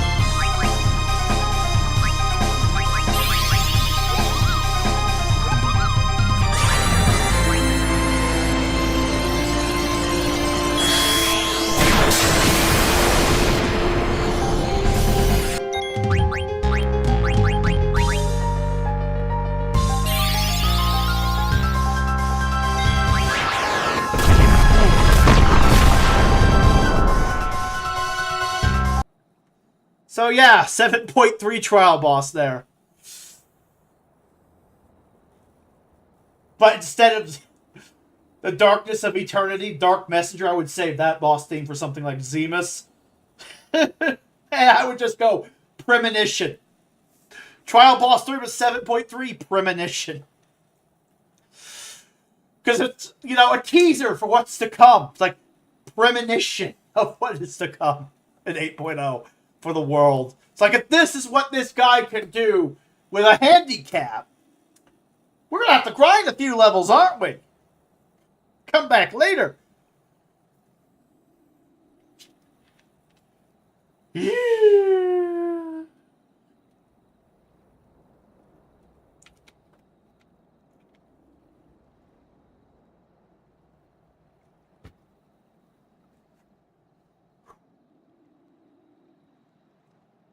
So yeah, that's my predictions for the next two patches, even though it's like a 5 to 10% chance of any of it happening, or all of it happening.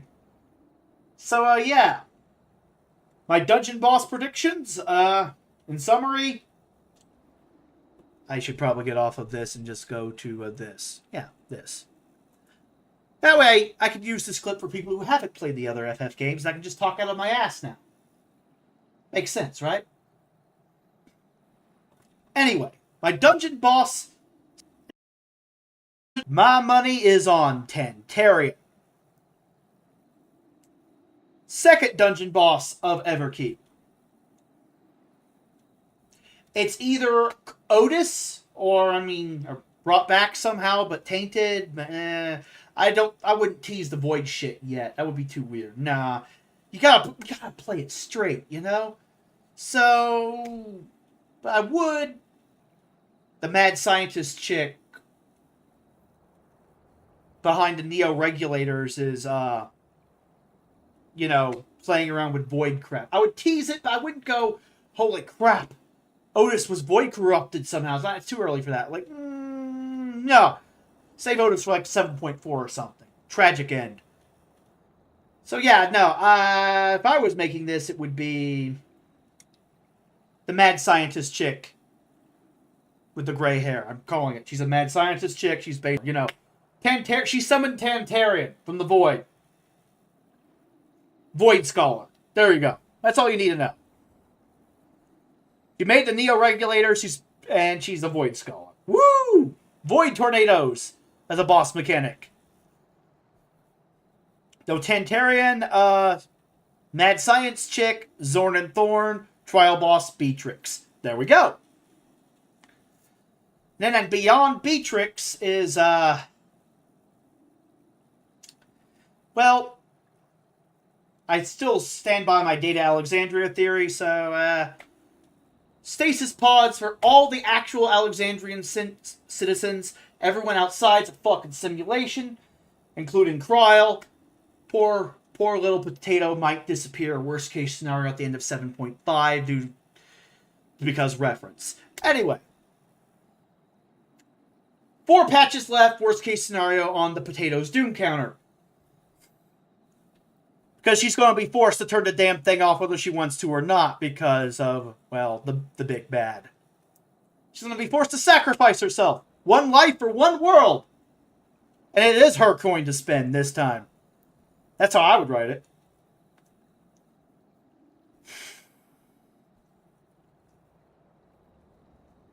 So, yeah. When we find out it's all a simulation, she wakes up from the datascape, dreamscape, fever dream she has from touching the stasis pod and being knocked unconscious. And, yeah. Well, just when we are about to figure out what's going on with Kryl, suffice it to say, Beatrix wakes up and is kind of broken. Looks kind of, broken-ish, but, you know, still salvageable.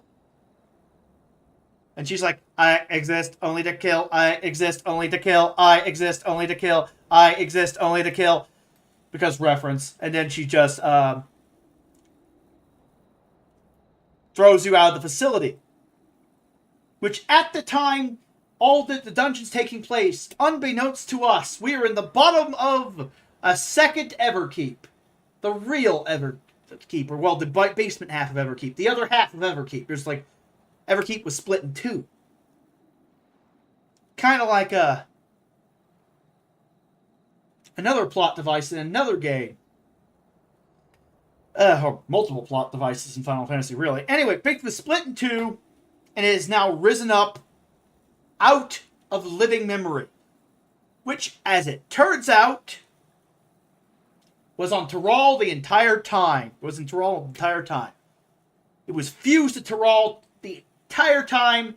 It's been there since the Second Umbral Calamity. The Alexandrians are refugees from that shard. They're the last members of their society. Literally, the last shards of a world doomed by Ascians for another Arbor. And, well, which is why Emmett Self knows about it. Because he's like, they'll rejoin the planet eventually anyway. We kill everyone on Aetheris. We got the Calamity. We got the Zodiark piece. Mission accomplished for now. I can wait. And then we killed all the Ascians, and then, well, he's like, fuck, someone's going to have to sort out the Alexandrians who are asleep. Maybe I should give the Warrior of Light some hints on where to go. Drop the hint about the Golden City. I'm like, fuck, I can't do anything about this now. I was going to kill them all and feed them to Zodiark. That plan went out the window. Anyway, point is, Emmett Sucks like, well, fuck, I'll just tease shit then. I'll be an asshole.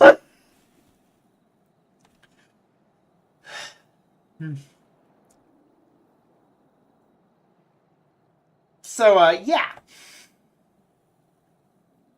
Before anyone goes, well, that's a retcon, because Emmett So didn't know about rift travel. Like, no, he knew about rift travel, he just didn't know about time travel.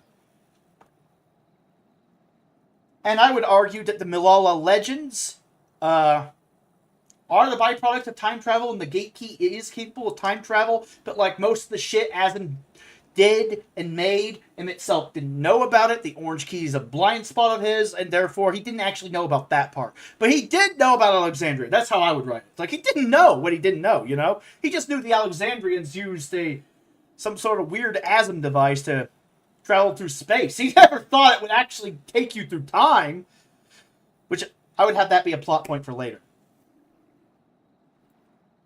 It's like, if he knew what the Asm Key could do that, he would have got his hands on it. He already has rift travel, Shays and Ascian. You know, they do that all the time. But time travel, if he knew that he could do what the Crystal Tower does in a pocket-sized form, because Asm, the Traveler, can travel anywhere, then woo!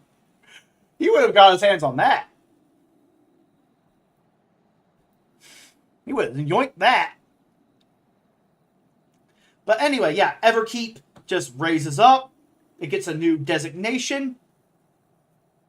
You know, considering there's 2 Everkeeps, and it's like, we can't call it Everkeep 1 and Everkeep 2. That's going to get confusing.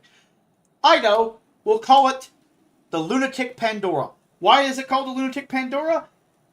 Because the Queen Eternal steals the aforementioned key, and after kicking us out, opens a rift to the 13th. Another dimensional fusion, baby. And suffice to say, at this moment in time, on the 1st, unbeknownst to everyone, including Speen, potentially, even though there's... Basically what I'm saying is there's no way she could possibly know this, but she knows this because she has knowledge from the future. But we don't know that yet. Unlike the game of referencing, we don't actually know that's what's happening. We just know that there's no possible fucking way she should be able to pull this off, but she does it anyway because it's an axe pull. Which would go well with Dawn Trail, and it would set up future plot points, including the time travel powers of the key. Like, okay, so the only way she could have known this is if somehow she knew the fucking future. But that's not possible, right? So how the hell does she know that on the 13th, Zero and Golbez are trying to bathe a fuck ton of Voidsent in light using Reen and Gaia, transferring light via the Endwalker shit in order to attempt to purify the 13th, like as a test run, like they're testing Voidsent ether resistance to light, like is Zero an anomaly? Could they make light Voidsent? Can they just, they're trying to save the 13th, part of that arc. And then all the Voidsent just are told to go towards the ether because of the experiment, right? But now they're going towards the Lunatic Pandora. And because of the dimensional fusion, they can actually get to Tural. They can the moon and the planet are basically linked via a wormhole. They can just jump through it.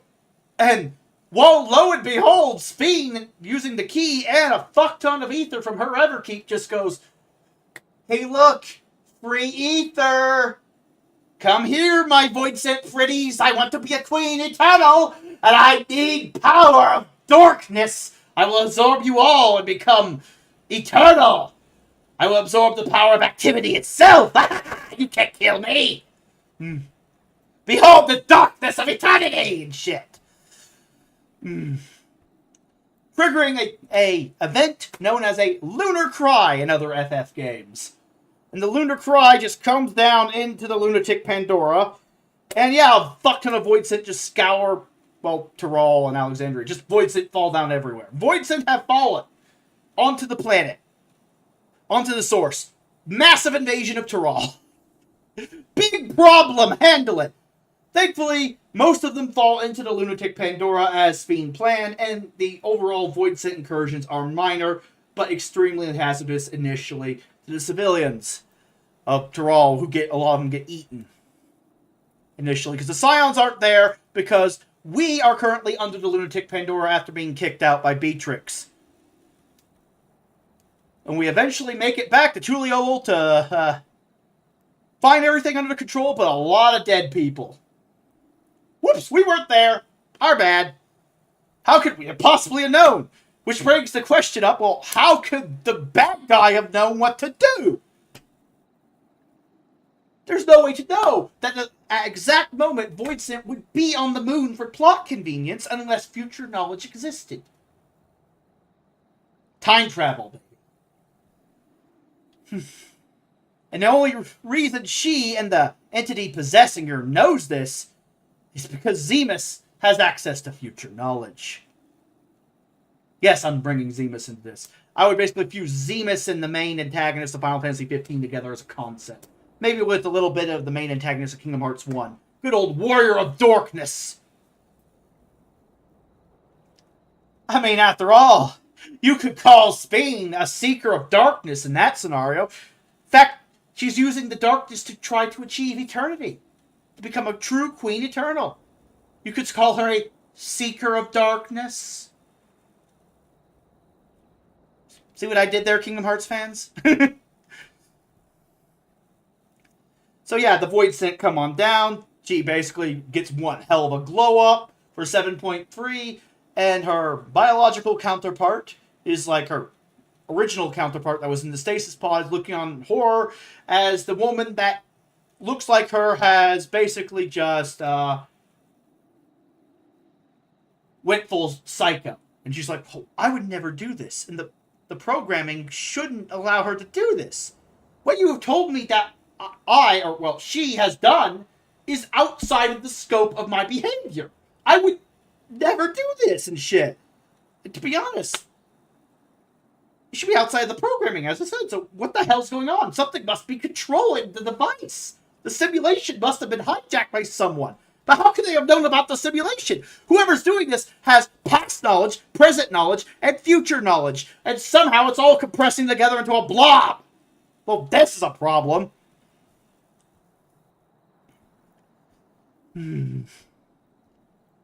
So now that potentially the bad guys know what we're going to do before we do it, because we've already done it, because they have knowledge that we've done it, time travel's a mindfuck.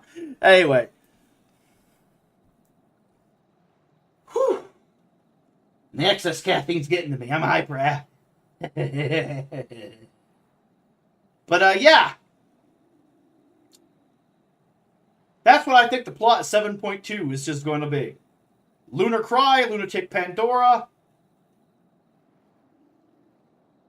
And then 7.3 is just Battle of the Everkeeps. We modify Everkeep to attack the other Everkeep. We clash. We have like a smaller vessel from the Everkeep just blast on through after the shields are down, after ramming them. After ramming the evil Everkeep, we get into the evil Everkeep. The assault on the Lunatic Pandora begins. And that's like 7.3 dungeon. And the 7.3 dungeon is just Zorn and Thorn turned into a Void Scent known as Melted Gemini as the first boss. The second boss is a Void Corrupted Beatrix. It's like, kill me, end it. I exist only to kill. Kill me, end it. Like even the broken programming is like resisting the Void infusion. But since the Void Corruption is in her pauldron there, the Void version of Total Annihilation goes off in the boss fight, and she's basically just, reference to another game. It's just Void Corrupted. You have to kill her. And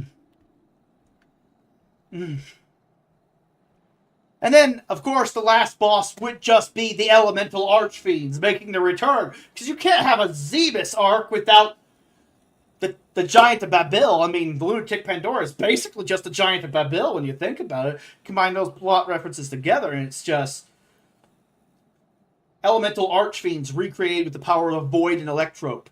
It's like, Zemus has brought me back to life. Back to the tongue-tied. Caffeine. Talking too fast. Zemus has brought me back to life to rob you of yours. We, the Archfiends, are back, bitch!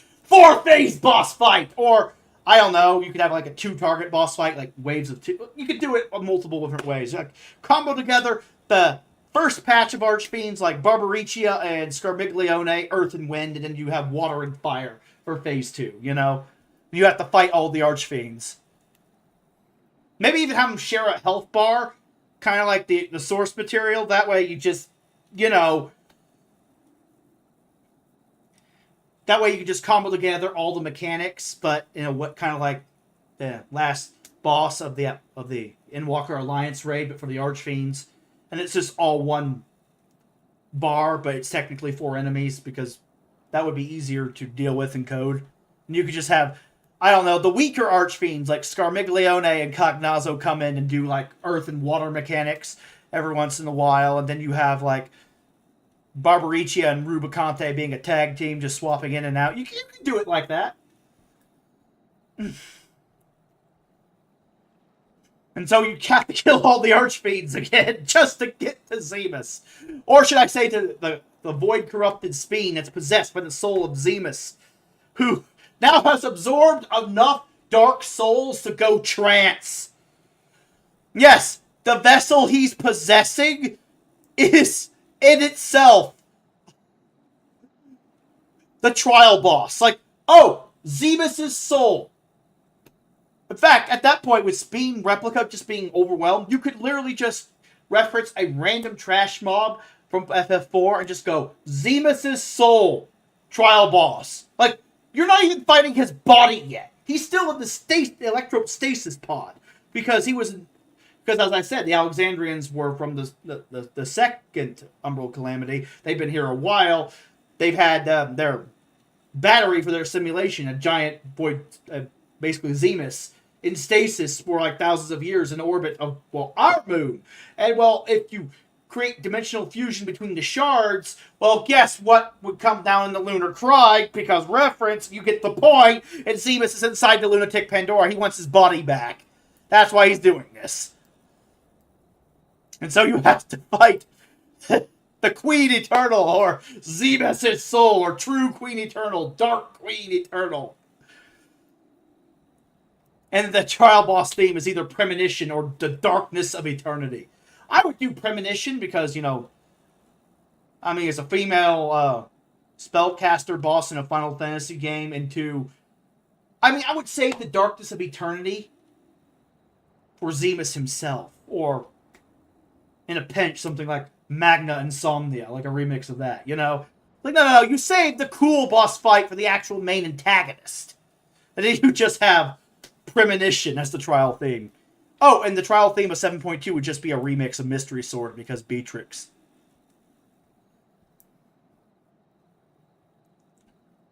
And since the trial theme is just Premonition...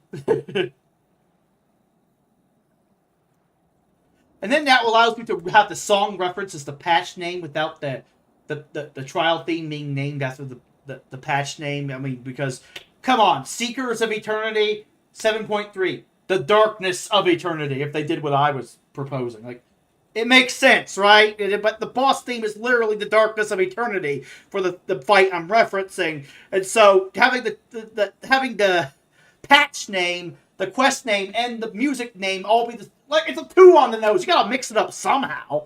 So Premonition is for the trial theme, but the patch name is The Darkness of Eternity. And so the last quest of the patch would just be The Darkness of Eternity.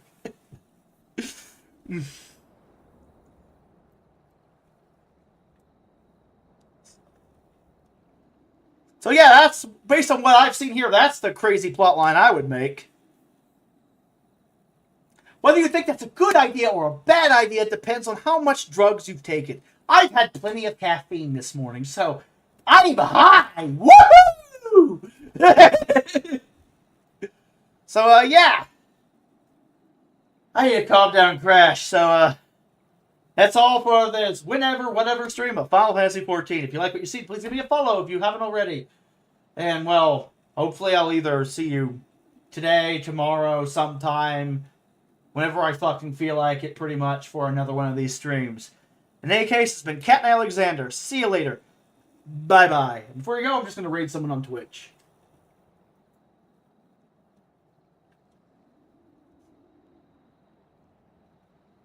Uh-huh.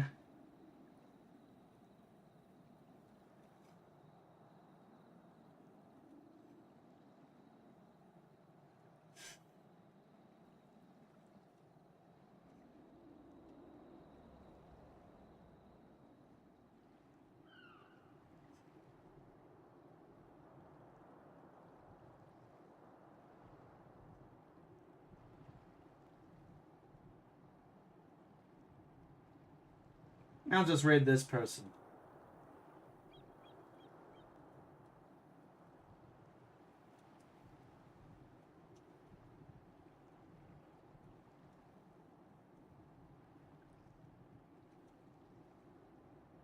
Raiding now.